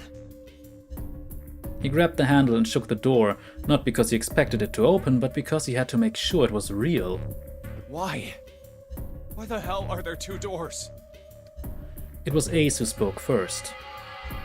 Do you think perhaps one is the right door and the other is the wrong one? Lotus was skeptical. I don't know about that. It seems unlikely. What makes you say so? Well, think about all the rooms we've been through so far. They're full of puzzles, but there are always hints about how to solve them. I'm pretty sure there aren't any rooms where we just had to go with our best guess and leave it to instinct to solve the puzzle. Do you really think that at the very end of the game, Zero's going to suddenly throw in something that depends entirely on luck? Then you're saying there's some sort of hint in this room. No, I don't think there's a hint anywhere in here. I searched it very well when I was in here before. I didn't find anything that might have been a hint, though. Well then, that means... Yeah, both of these are the right door. I mean, if you think about it, Zero never actually said there was only one door with a 9 on it. It is hidden, but an exit can be found. Seek a way out. Seek a door that carries a 9. Junpei began to mutter to himself. So if there are 2 number 9 doors, if we split it up right, That's not gonna work. Junpei blinked and looked up at Clover. She held out her hand. You've got a notebook and a pen, right? Can I borrow them? yeah, here.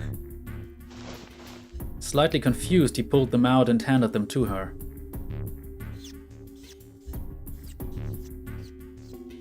Look at this. Clover opened the notebook to a blank page and set it down on the desk. Everyone else gathered around her and watched as she wrote down a series of numbers. You get it? The numbers on the top are all the combinations with digital roots of 9.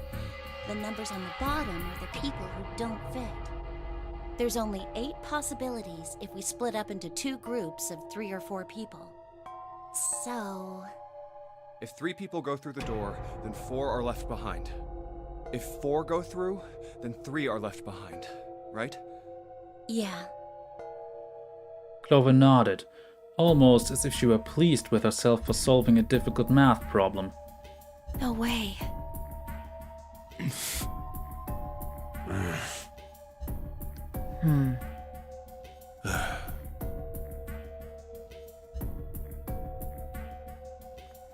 The room went very quiet.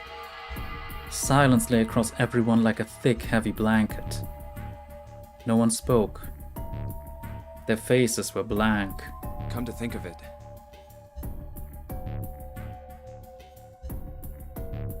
Desperate for something else to look at, Junpei turned his eyes to the room around him. what is this room? The walls were covered with candles. The wavering flame made the shadows of Junpei and his companions look as though they were dancing. 2 rows of wooden pews filled most of the room. It looks like it's set up for some kind of ceremony. But what kind? Between them was a strip of rich red carpet. The carpet ran straight through the room, ending at the door that pointed to the stern of the boat. At the other end of the carpet, Is that an altar? it was a recessed space set into the wall between the 2 other doors. Sitting on a raised section of the altar was a coffin. A coffin. Coffin. A coffin? No, it couldn't possibly be. Es gab vorher ja diese ganzen Geschichten mit Alice und Ice Nine und sonstigen Sachen. Das ist so eine Sache, es wird hier gerne mit irgendwelchen Sachen wie lustigen Verschwörungstheorien mit so pseudowissenschaftlichem Hintergrund und sowas. Also da gibt es eine ganze Menge immer in dem Spiel. Und hier war zum Beispiel eine Sache mit Ice Nine. Ice Nine ist so eine Idee, dass es wohl irgendwo mal Wasser in einer speziellen Struktur gegeben haben soll, das erst bei etwa 35 Grad oder so schmilzt. Was halt natürlich Blödsinn ist, das gab es nie. Aber solche Dinge wurden aufgeworfen und dass man zum Beispiel eine Art eingefrorene Mumie gefunden haben soll, die dann aber relativ frisch wirkte. But if it wasn't, then whose body occupied it? Okay, für die das andere schon mal gesehen haben, die anderen Enden, die wissen, wer da drin ist. That was as far as Junpei wanted to pursue that line of thought. He decided not to think about the coffin for the time being. Hier gehe ich mal kurz eine Erklärung. Denn normalerweise endet das an dieser Stelle vorläufig. Und dann ist es so ein To Be Continued. Außer man hat dieses Ende schon mal gesehen. Denn das gibt einem Informationen, die man noch braucht, um weiterzukommen, obwohl das natürlich überhaupt nicht in dieser Zeitlinie passiert ist. Es ist interessant.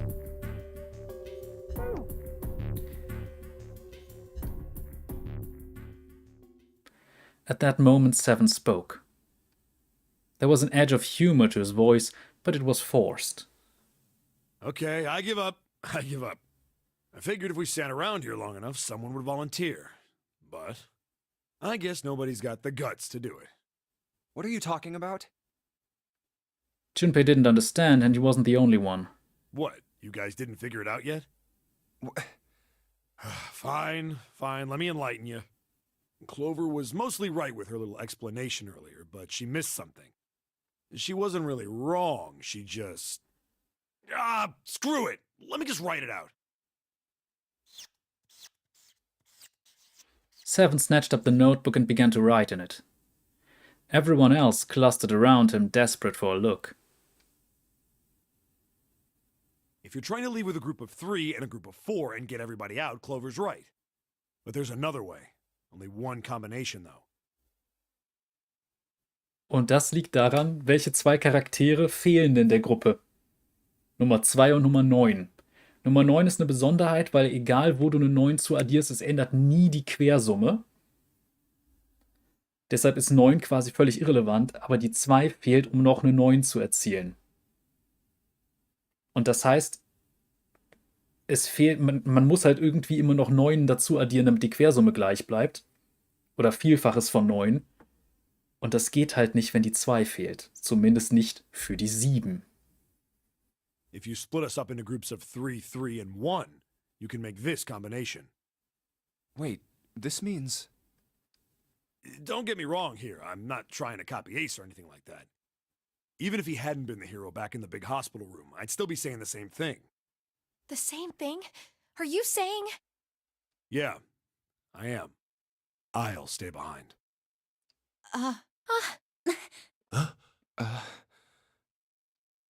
Why are you acting so heroic all of a sudden? Are you some kind of idiot? Lotus was the first to speak. That in itself was a little strange. She'd reacted much differently when Ace had volunteered. No, I am completely against this. I'll be goddamned if I'm gonna have to owe you for getting out of here. Okay, kurz ein Kommentar. Ich liebe solche Spiele, die nicht einfach einen Handlungsstrang abarbeiten, sondern es auch noch eine Handvoll Nebenhandlungen gibt, die mehr oder weniger die Main Story ergänzen. Ich würde nicht sagen, dass es als Nebenhandlung gilt. Das sind essentielle Teile der Handlung. Und das Ganze funktioniert auch mit einer bestimmten Logik. The rest of them began to speak all at once. I'm against it too. I didn't want to leave Ace behind, and I don't want to leave you either. I don't like that idea. There's gotta be other options. I disagree as well. I can't say I care much for you being the hero. Finally, they quieted down. Junpei looked up at Seven. Well, there you go, Seven. Proposal denied. Clover's right. There's gotta be a better way than this. Seven made some noise that was somewhere between a derisive snort and a cough. Doesn't make any sense. He was doing his best to pretend they were making a foolish decision, but Junpei could see the twinkling of water at the corners of Seven's eyes. That was when Santa spoke. Whoa, hold on a minute. I haven't said anything yet. Until then, Junpei hadn't realized that Santa had stayed quiet the whole discussion of Seven's fate. Something in his voice made Junpei uncomfortable. Are you... agreeing? You want to leave him here? Santa shook his head. Ach, da fällt mir ein, von Santa haben wir übrigens auch schon mal was erfahren, außer dass er wohl auch an diesem Experiment früher mitgemacht hat. Nämlich auch, er hat eine Schwester, beziehungsweise er hatte eine Schwester. Was das jetzt wohl zu sagen hat? Die Frage ist natürlich auch immer noch, wir wissen nicht, wer Zero ist, ob das einer aus dem Team ist oder nicht. Das sind auch wieder so Fragen, man weiß nicht, wer das Ganze veranstaltet. Es ist kompliziert. Nah, I'm against it. I don't want to leave Seven here alone. Then I don't see how it matters. I said alone. Huh? I said I don't want to leave Seven alone. There was a dull shine in Santa's eyes. They were cold and hard. Junpei felt himself shiver. What the hell are you? What? You don't get it? I can't leave just one person. I need 2 more. 3 people, including Seven. I'll be leaving behind 3 people. That's my proposal. No. Those are my orders. What do you mean, orders? What the hell makes you think you can order us around? Who the hell's gonna listen to you? You all will. In 3 seconds, you won't have a choice. What? 3, 2, 1. Santa was so fast Junpei could barely see him. When he moved, it was almost like watching a dance. His feet moving like lightning. He spun and... He had June. Und diese Pistole hatten wir schon in einem anderen Ende mal gesehen, da hatte aber Ace das Ding. Denn wir wissen auch, in welchem Raum man das finden konnte. See? I told you. His lips curled into a cruel, mocking smile. Huh? What? A shudder traveled the length of Junpei's spine. His chest froze, and he could feel his breath go stale in his lungs. Nothing made sense. Junpei felt as though his head were about to explode. Santa's sudden change in attitude, saying that he needed 2 more. The gun in his right hand, a revolver. Santa had grabbed June from behind and pressed what Junpei's shaken brain identified as a revolver roughly against her temple. Why? What the hell is that? Where on earth had Santa possibly found a gun? Junpei's question roared in his mind, but his mouth refused to ask them. Seven spoke, almost as though he had sensed Junpei's confusion. The gun's from the other room. What room? One of the rooms behind door 6. I should have known he was gonna do this. I should have taken the gun. Well, it's too late now, fat ass. Damn it! A mixture of fury and frustration twisted Seven's face, and he glared at Santa. Santa, for his part, didn't so much as flinch. The corner of his lip twitched into a slightly wider smile. Then the smile faded, and he began to move. He walked backward, dragging June with him. Before long, his back was resting against the door. On the wall next to him was the red. He put his hand on the scanner panel quickly and then forced June to do the same. Now, time for you to start following my orders. Ace, Lotus, congratulations! I've chosen you to come with me. Put your hands in the red. 3 plus 6 plus 1 plus 8 equals 18. That was what Santa had meant when he said he needed 2 more. Hey, you deaf? I gave you an order. Santa's eyes narrowed to slits. He glared at Ace and Lotus. They stayed, frozen, like deer caught in the headlights of an oncoming car. Right, fine. I didn't want to waste any bullets, but you guys just don't get it. No sooner were the words out of Santa's mouth than his hand twitched. And the gun roared. A section of the floor exploded, scattering wooden splinters across the floor.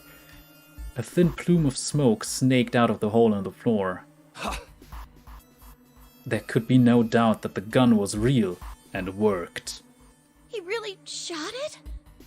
But why? Santa, why are you... Clover's voice spoke of betrayal and disbelief. Santa, I thought thought you were one of us. I thought we were friends. What? You knew about the leaf words and the four-leaf clover. Santa's cheek twitched almost imperceptibly. What the hell is that shit? I've got no idea. You're lying. Shut up. Just shut up, you stupid bitch! You want me to put a bullet in your fucking head? Flecks of spit flew from Santa's mouth, his face twisted with rage. Clover recoiled, her eyes wide. When she spoke, her voice was very small. Santa. He snorted, then shook his head vigorously and turned to face Ace and Lotus. Alright, assholes. What are you still standing there for? Get over here and scan those bracelets. I don't have all day. Oh, what's the matter? Your hearing's starting to go? Going senile, maybe? Ace and Lotus still didn't move. It almost seemed as if they couldn't move. June's face was pale behind Santa's arm. Her eyes were wild and her chest heaved with every quick breath like an animal cornered by a predator. Junpei's mind worked furiously. What were they going to do? Then he realized something. There was nothing they needed to do. There was nothing to debate. That's it. June's safety was the first priority. That much was obvious. Doing as Santa had commanded meant that she would be safe from at least 2 threats. She wouldn't be shot, and she wouldn't leave the ship alive, along with Santa, and she would leave the ship alive, along with Santa, Ace, and Lotus. There was only one thing for Junpei to do. It's the only way. He turned to Ace and Lotus. Please, go. Huh? No way. Jumpy, what are you saying? If you stay here, you're going to be stuck, Jumpy. And so will Clover and Seven. I know. But you don't need to worry about us. We'll figure something out. Right, Seven? Right. You just leave it to us. It's gonna piss me off to do what Santa says, but... Don't worry about me either. There's still something I have to take care of. No, no! You can't! Ace, Lotus, don't come over! Don't worry about me, please! June was almost crying. Junpei walked around behind Ace and Lotus. He gently placed a hand on each of their shoulders Please. and pushed them toward the door.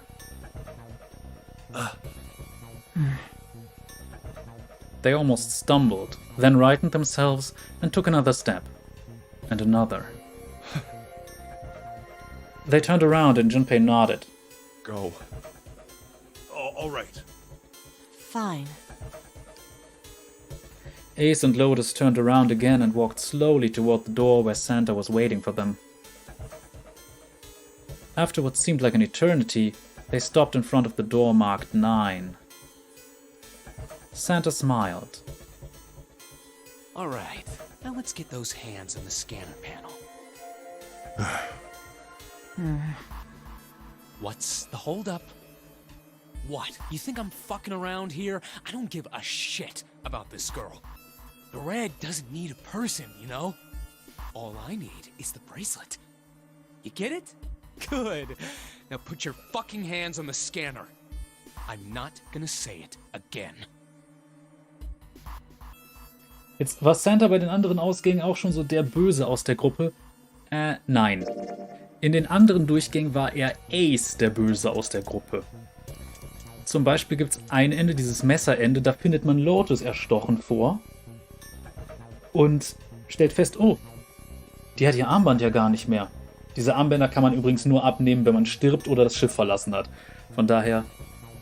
Und diese werden halt benötigt, um diese Scanner zu aktivieren. Und man findet dann raus, oh, Moment mal, also wir haben die Tür 9 gefunden, alles gut, alles schön, findet dann aber Lotus erstochen vor. Und die Frage ist, was ist passiert? Und wer könnte das gestohlen haben? Und dann war halt das Blöde, dass jemand keine Zeugen brauchen konnte. Man hat nicht gesehen, wer das war, aber man hatte dann jemanden hinter sich, der einen erstochen hat. Und das war ziemlich sicher Ace. Und wir haben auch in diesem Ende erfahren, dass Ace zum Beispiel versucht hat, Snake umzubringen, beziehungsweise den umgebracht hat, den er für Snake gehalten hat. Und das gemacht hat, indem er das Armband von dem Mann Nummer 9 benutzt hat. Denn bei ihm, er und seins zusammen ergeben 10. Plus die 2 von Snake sind wir bei 12. Das heißt Tür 3. Hat entsprechend Tür 3 aufgemacht, mit Snake zusammen, den er quasi gezwungen hat, den da reingestoßen, die Tür ist zugegangen, er ist nicht mit hinterhergelaufen, das heißt Snake konnte, oder der Typ, den er für Snake gehalten hat, konnte nicht an dem Deaktivierungsgerät das wieder deaktivieren und ist entsprechend in die Luft geflogen. Stellte sich später heraus, wie gesagt, dass das nicht Snake war. Aber Ace ist der das ursprüngliche Experiment veranstaltet hat, das ursprüngliche Nonary-Game. Denn das hier ist streng genommen das zweite. Das weiß man nur am Anfang des Spiels nicht. Und ja, entsprechend ist es so, dass in den anderen Enden typischerweise immer wieder impliziert wird, dass Ace der ist, der alle umbringt. Wobei man hier zwischenzeitlich auch Ace mit den anderen am Boden liegend findet, aber er stellt sich vermutlich nur tot. Und hier bringt halt Clover alle um. Weil sie halt Rache für ihren Bruder nehmen will. Weil sie nicht weiß, dass er nicht wirklich tot ist. So, he shoved the revolver harder against June's head and she winced. Fine. Ace sighed, defeated, and placed his hand on the scanner panel. Also bisher war es so, Santa war eigentlich immer nur so der sehr zynische Charakter, aber er war nie wirklich böse. Lotus went next.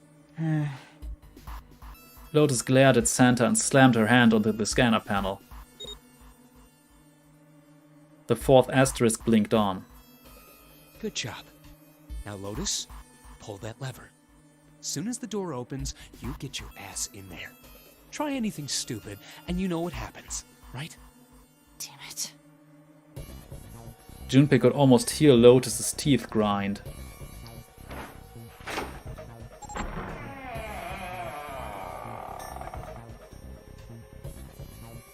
The door slid open. Door number 9 opened at last. It opened with a low, powerful rumble, a drum roll to welcome the chosen few. Good. Go. Lotus and Ace walked through the door, their eyes furious but defeated. Santa waited until they were all the way inside, then hauled himself and June across the threshold as well. 6, 7, 8. Later.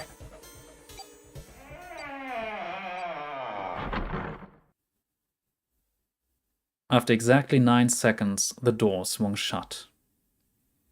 The gust of air it created caused the candles on the altar to flicker and die.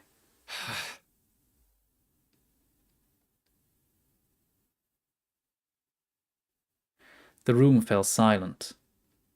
Junpei, Clover, and Seven had been left behind. Clover looked down at her hand, traced with her finger the faint blue veins that crisscrossed them. Seven shoved his arms into the front of his overalls and scratched his stomach. No one spoke. Silence made the air feel thick and oppressive. Desperate for something, anything to occupy his mind, Junpei walked to the larger of the 2 9 doors.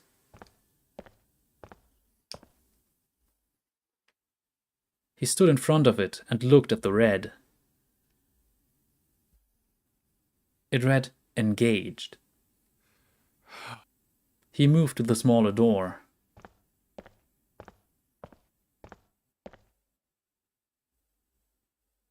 The red read, vacant. The digital root of the remaining people was 7. 4 plus 5 plus 7 equals 16, 1 plus 6 equals 7. There was no possible way for them to open the door with a 9 on it. Junpei touched the surface of the door. June. He thought about June, about Akane Kurashiki. Was she safe? That was all that mattered to him. If she was alive, if she had escaped this horrible boat. That was when what Junpei prayed for. 7 came up next to him. He pulled off his hat, scratched his head, and sighed. So, what do you want to do, Junpei? What do you mean, what do I want to do? What can we do? 7 opened his mouth to respond when a noise echoed through the room. Someone was pounding on something vigorously. It wasn't mechanical. It was certainly human. Junpei and 7 looked at one another.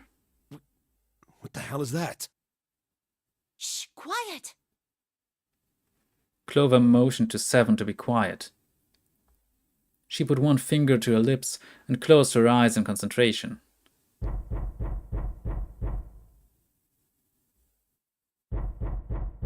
The 3 of them listened, trying to determine where the sound was coming from. Where is it coming from?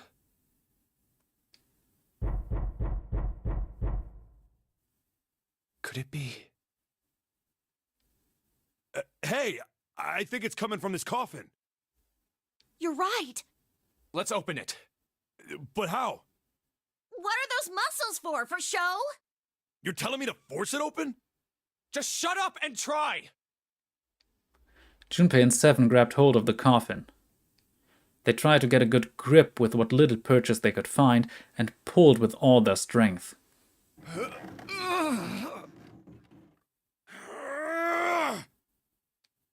Damn it!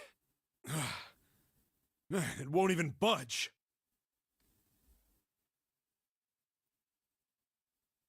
There was some sort of keypad attached to the coffin.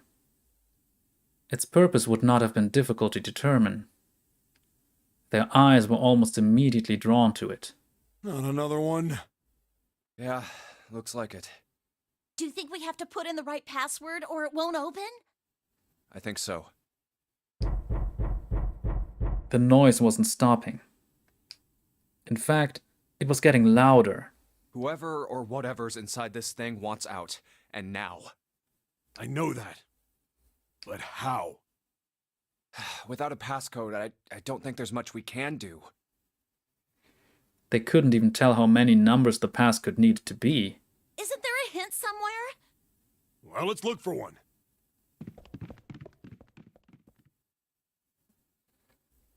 Unfortunately, there didn't seem to be anything near the coffin. Clover ran to examine the pews and 7 investigated the desk, but they turned up nothing. Ugh, there's nothing here. Not making this easy, are they? The sound still wouldn't stop. It wasn't a noise that belonged in that room.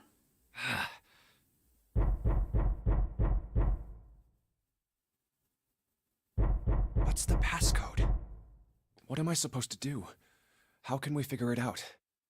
I need something. Und das ist der Punkt, an dem normalerweise, wenn wir einfach nur die Schlüssel hätten und nicht das Ende schon hier gesehen hätten. Also dieses Ende, das Safe-Ende beziehungsweise das Zero-Lost-Ende. Wir sehen jetzt hier plötzlich geht's viel weiter. Und hier wäre normalerweise das Ende The Three Left Behind oder auch das Coffin-Ende. Das hätten wir jetzt gekriegt. Und dann wäre so ein To Be Continued. Jetzt haben wir aber den Punkt, wo es weitergeht. The word blinked. Suddenly there was a voice inside of Junpei's head. Truth had gone, truth had gone, truth had gone. Ah, now the truth is asleep in the darkness of the sinister hand. Wait, what? What the hell was that? That voice? Junpei was utterly and completely baffled. Das ist übrigens etwas, was Clover auch in dieser Notiz gesehen hatte, die sie dabei hat. Huh? What? What's up? 7 and Clover ran over to him, but Junpei didn't know what to tell them. Huh? If he told them he'd heard a voice, they'd laugh, or worse, think he was going insane. So all he said was, Oh, nothing. He cleared his throat a little too loud and looked pointedly down at his bracelet. There were a pair of small buttons protruding from either side of it. Junpei pressed the buttons. Ja.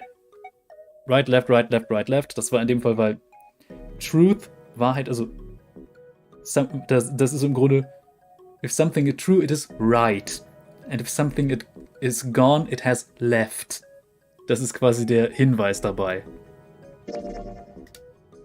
Und das ist eine Sache, die in dem anderen Ende schon vorkam. Da muss man das bereits lösen. That was it.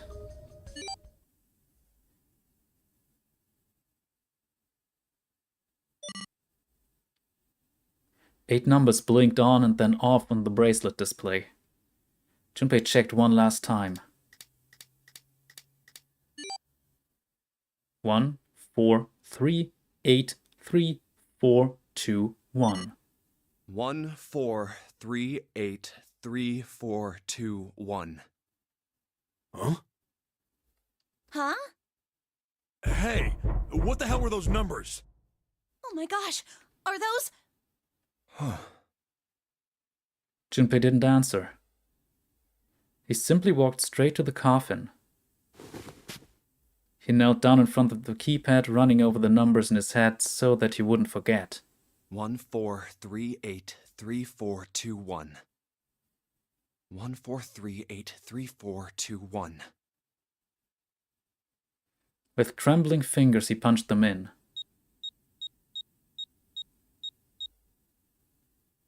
1, 4, 3, 8, 3, 4, 2, 1. That was all of them.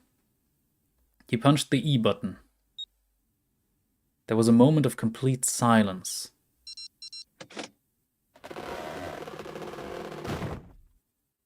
Then there was the sound of the coffin lid unlatching. Someone sat up out of it. No way! What? Why are you...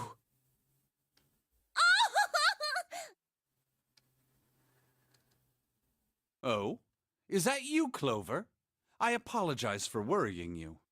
Und hier möchte ich nochmal sagen, ich bin immer wieder froh, diese Stimme zu hören, denn das ist niemand Geringeres als Taliesin Jaffe, einer meiner Lieblingsspieler von Critical Role. Ich bin Pen-and-Paper-Nerd, von daher. Und Critical Role ist halt einfach eine coole Show. Mit sehr sympathischen Leuten. Snake! You? Why? Junpei? And Seven? Is that you? Is everyone else there as well? Just like Rip Van Winkle. Still, it was very much like Snake to simply cut to the heart of the matter and ask. Oh. Jeez. Junpei and Seven shared a wry smile. Clover's eyes were filled with tears. You're back! With a cry of joy, she leapt into Snake's arms. Gently now. My body's still a little weak. Oh, you're back! Clover looked like nothing so much as a lost child who had finally found her home. She cried and cried and cried. Her eyes were red and her nose was running. She hiccuped and gasped as if she were about to begin hyperventilating. You're back! You're really here! Her voice was happy, but almost desperate, as if she feared he would disappear again if she stopped talking to him. Tear after tremendous tear rolled its way down her face. Her small arms strained as she clutched Snake's body as tightly as she could. Perhaps she had to convince herself he was real. Perhaps she was worried he would be gone the moment she let go. Perhaps she simply didn't know what else to do. You're back! Come now, what's gotten into you? You're acting as though I've returned from the grave. Not as though! You did! I really thought you were dead! Huh? You jerk! Idiot! Idiot! Idiot!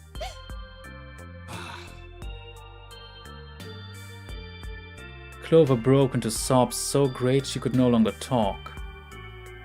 It was a touching reunion between brother and sister. Even though Junpei knew they had little time, and every minute they waited was a minute they wasted, it felt cruel to pull them apart. Junpei and Seven sat down on one of the pews, waiting for Clover to calm down before explaining to Snake what had transpired.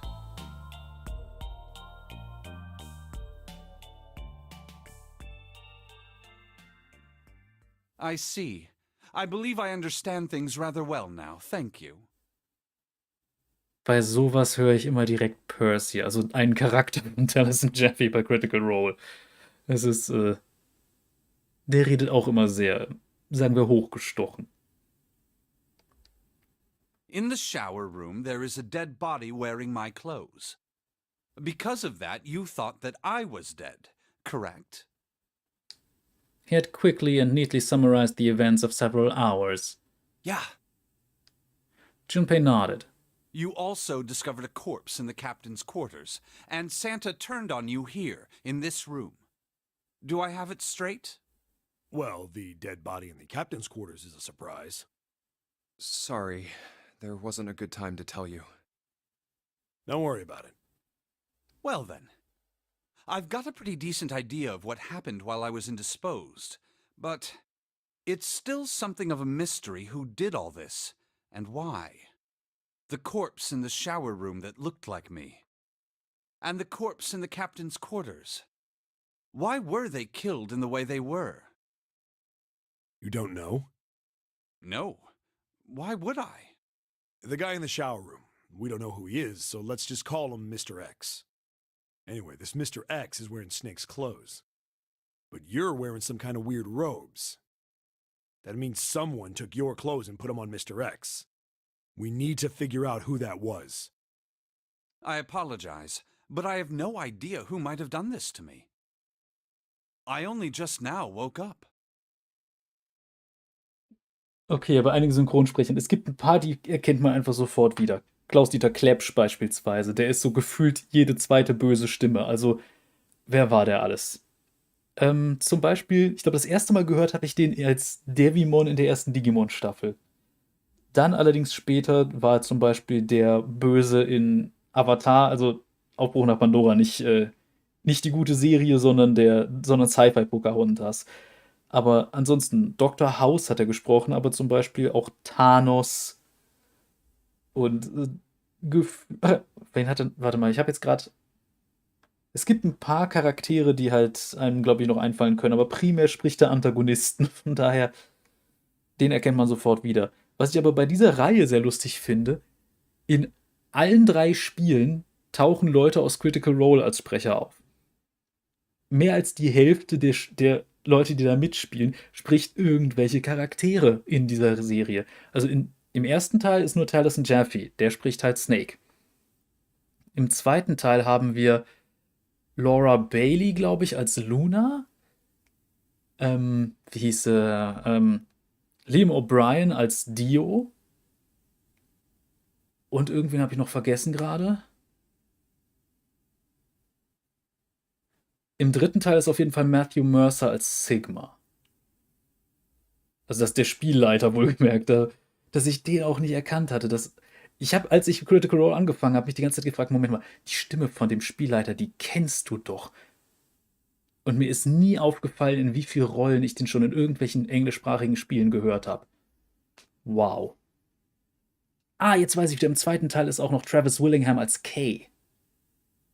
Also mit anderen Worten, 5 der 8 Leute haben da irgendwo mitgesprochen in diesen Spielen. Also, oder waren es sogar 6? Moment, also, nee, Ashley Johnson war nicht dabei, Sam Riegel war nicht dabei und Marisha Ray war nicht dabei. Okay, gut, also 5 der 8 Leute. Und das finde ich so interessant, dass man die einfach ständig in irgendwelchen solchen Sachen wiederfindet. Aber gut. I was unconscious during all the events you just described to me. They must have undressed me and changed my clothes during that time. When were you knocked out? When we split up to look for the red. Where did they get you? Do you remember? It was a small room in one of the hallways on C deck. What happened? The same thing that happened to every one of us when we were abducted. A canister releasing some sort of gas was thrown into the room. I believe the gas is some sort of incapacitating agent. Then that means it was... Zero. Looks that way, huh? Und wir wissen immer noch nicht, wer Zero ist. There's nothing else I have to tell you. When I woke up, I was in this coffin. Junpei crossed his arms and thought. Why? Why did Zero make Mr. X wear Snake's clothes?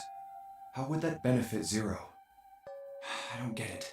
What the hell does any of it mean?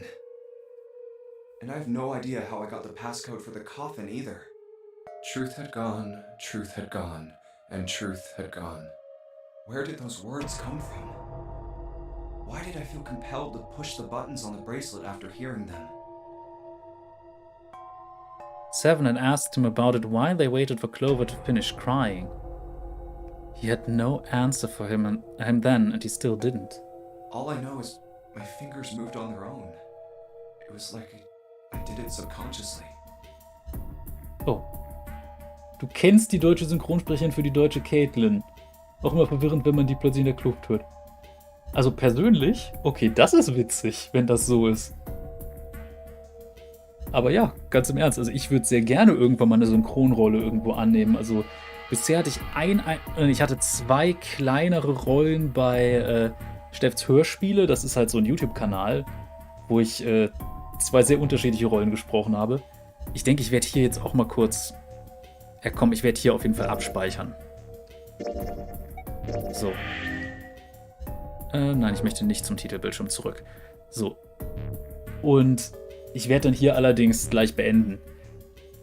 Weil ich muss dann doch früh raus. Und das heißt, ich muss dann die Folge gleich erstmal umbenennen, weil es dann doch nicht das Finale wurde. Es kommt doch noch mehr dran. Und ich denke, ich schaue mal, ob ich das morgen oder übermorgen dann fertig mache, das Spiel. Und dann kommt auf jeden Fall als nächstes Virtue's Last Reward, was finde ich der beste Teil der Reihe ist. Aber gut. Aber die Teile sind alle gut. Aber jetzt zurück zu den Rollen, die ich besprochen hatte. Nämlich einmal in einer der späteren Folgen von Malachit und Matriarchin. Das ist so ein Ding, das basiert auf einer DSA-Kampagne von denen wohl. Da habe ich dann den Emir von Almar gesprochen. Mit anderen Worten, ich sollte auf einmal versuchen, einen arabischen Akzent nachzumachen.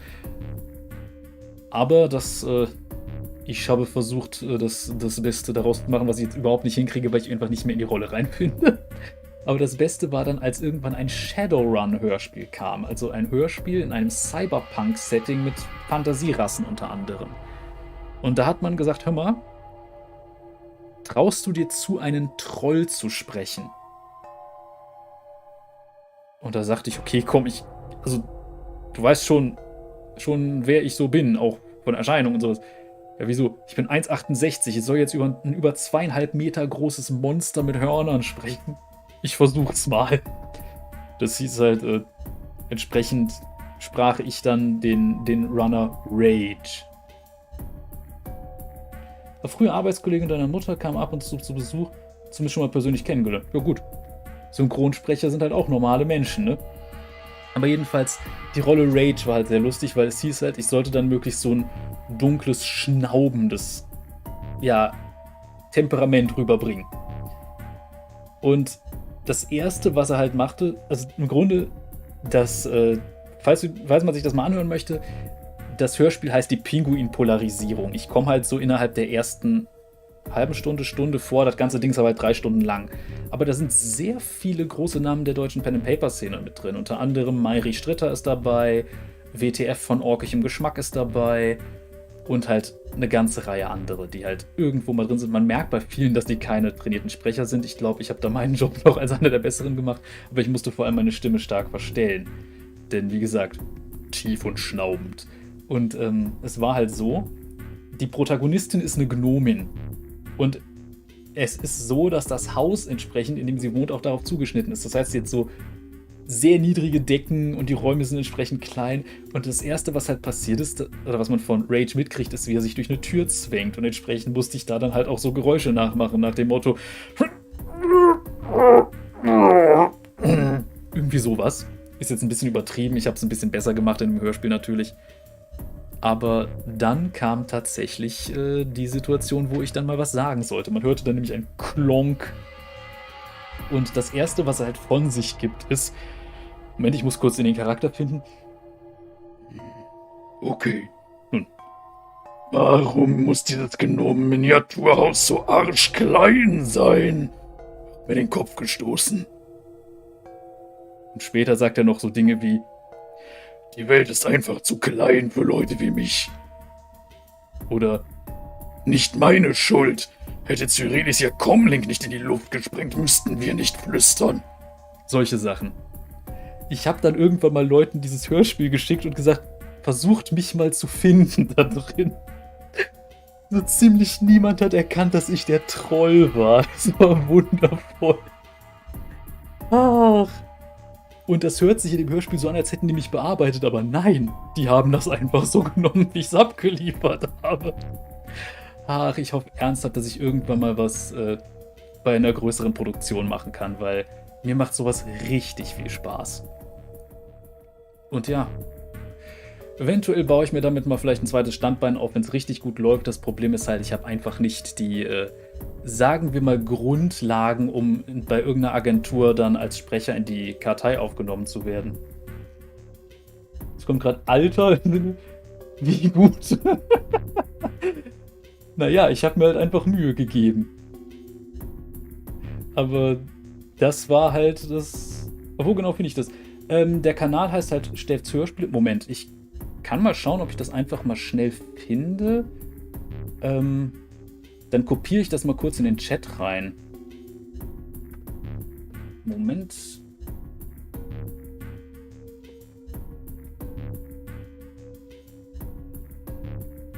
Pinguin-Polarisierung. Die Pinguin-Polarisierung.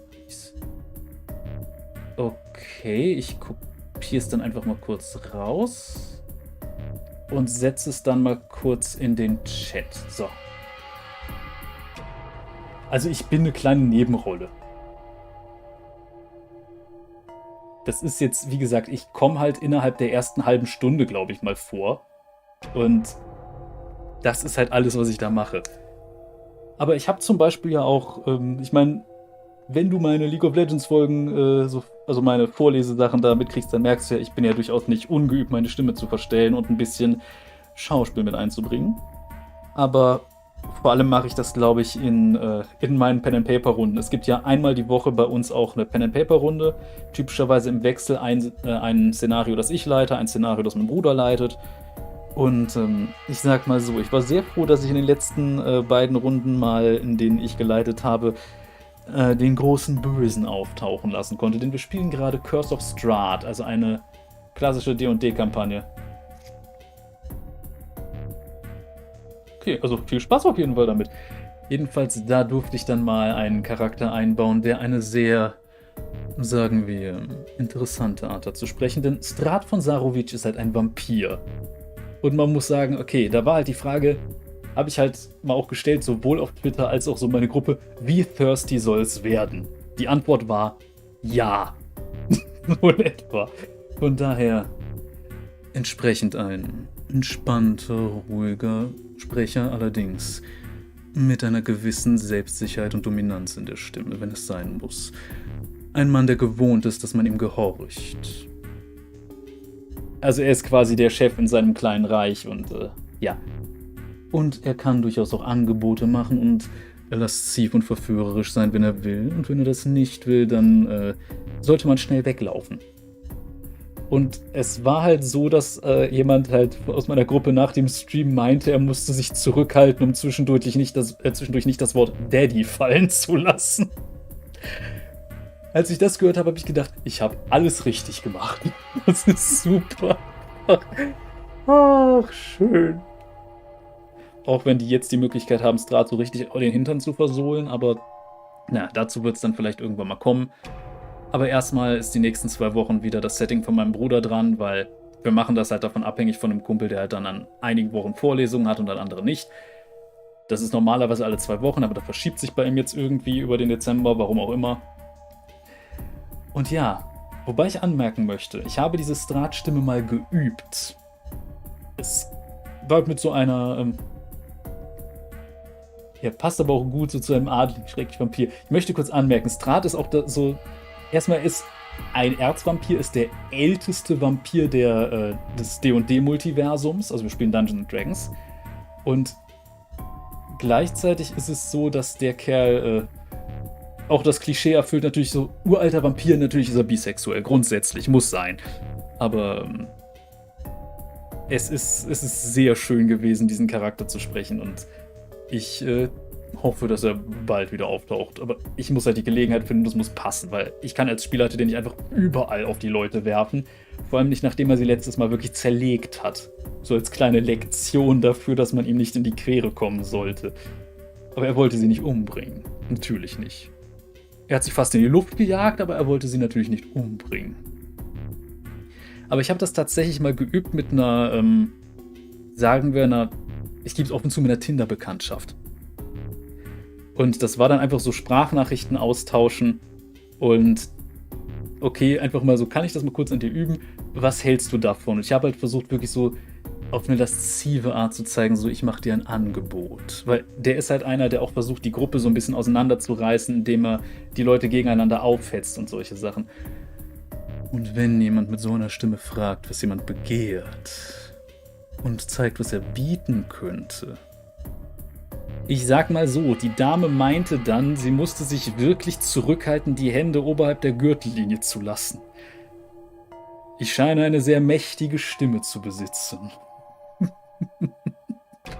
Ach, das ist auch irgendwie so ironisch. Also im realen Leben, ich krieg's nicht hin, irgendwie mal im Dating erfolgreich zu sein, aber sowas krieg ich dann hin. Ach, wundervoll. Aber gut, so läuft's bei mir. Also rückwärts und bergab, aber läuft. Aber nee, ich habe schon gemerkt, es gibt Frauen, die stehen echt total auf Stimmen. Und da möchte ich meinen, habe ich einen Vorteil. Weil ich ja jetzt keine tiefe Bassstimme oder sowas habe. Also ich bin eher so. Ich habe eine gewisse Reichweite. Aber ich glaube, so rein von der typischen Lage bin ich eher so ein höherer Bariton in meiner normalen Sprechstimme. Aber ich bin kein Experte für Gesangsstufen, aber also ich komme gar nicht so tief runter. Aber gut, es ist lustig, weil man denkt immer so, die meisten stehen so auf diese richtig tiefen Stimmen, aber nee, ich glaube, es kommt auch darauf an, wie melodisch das Ganze klingt und wie weich die Stimme an sich ist. Aber das kann auch sein, dass da Leute sehr unterschiedliche Präferenzen haben und das einfach nur in diesem Fall so funktioniert hat. Aber das war auch eine witzige Sache. Mir hat tatsächlich letztens jemand was angeboten.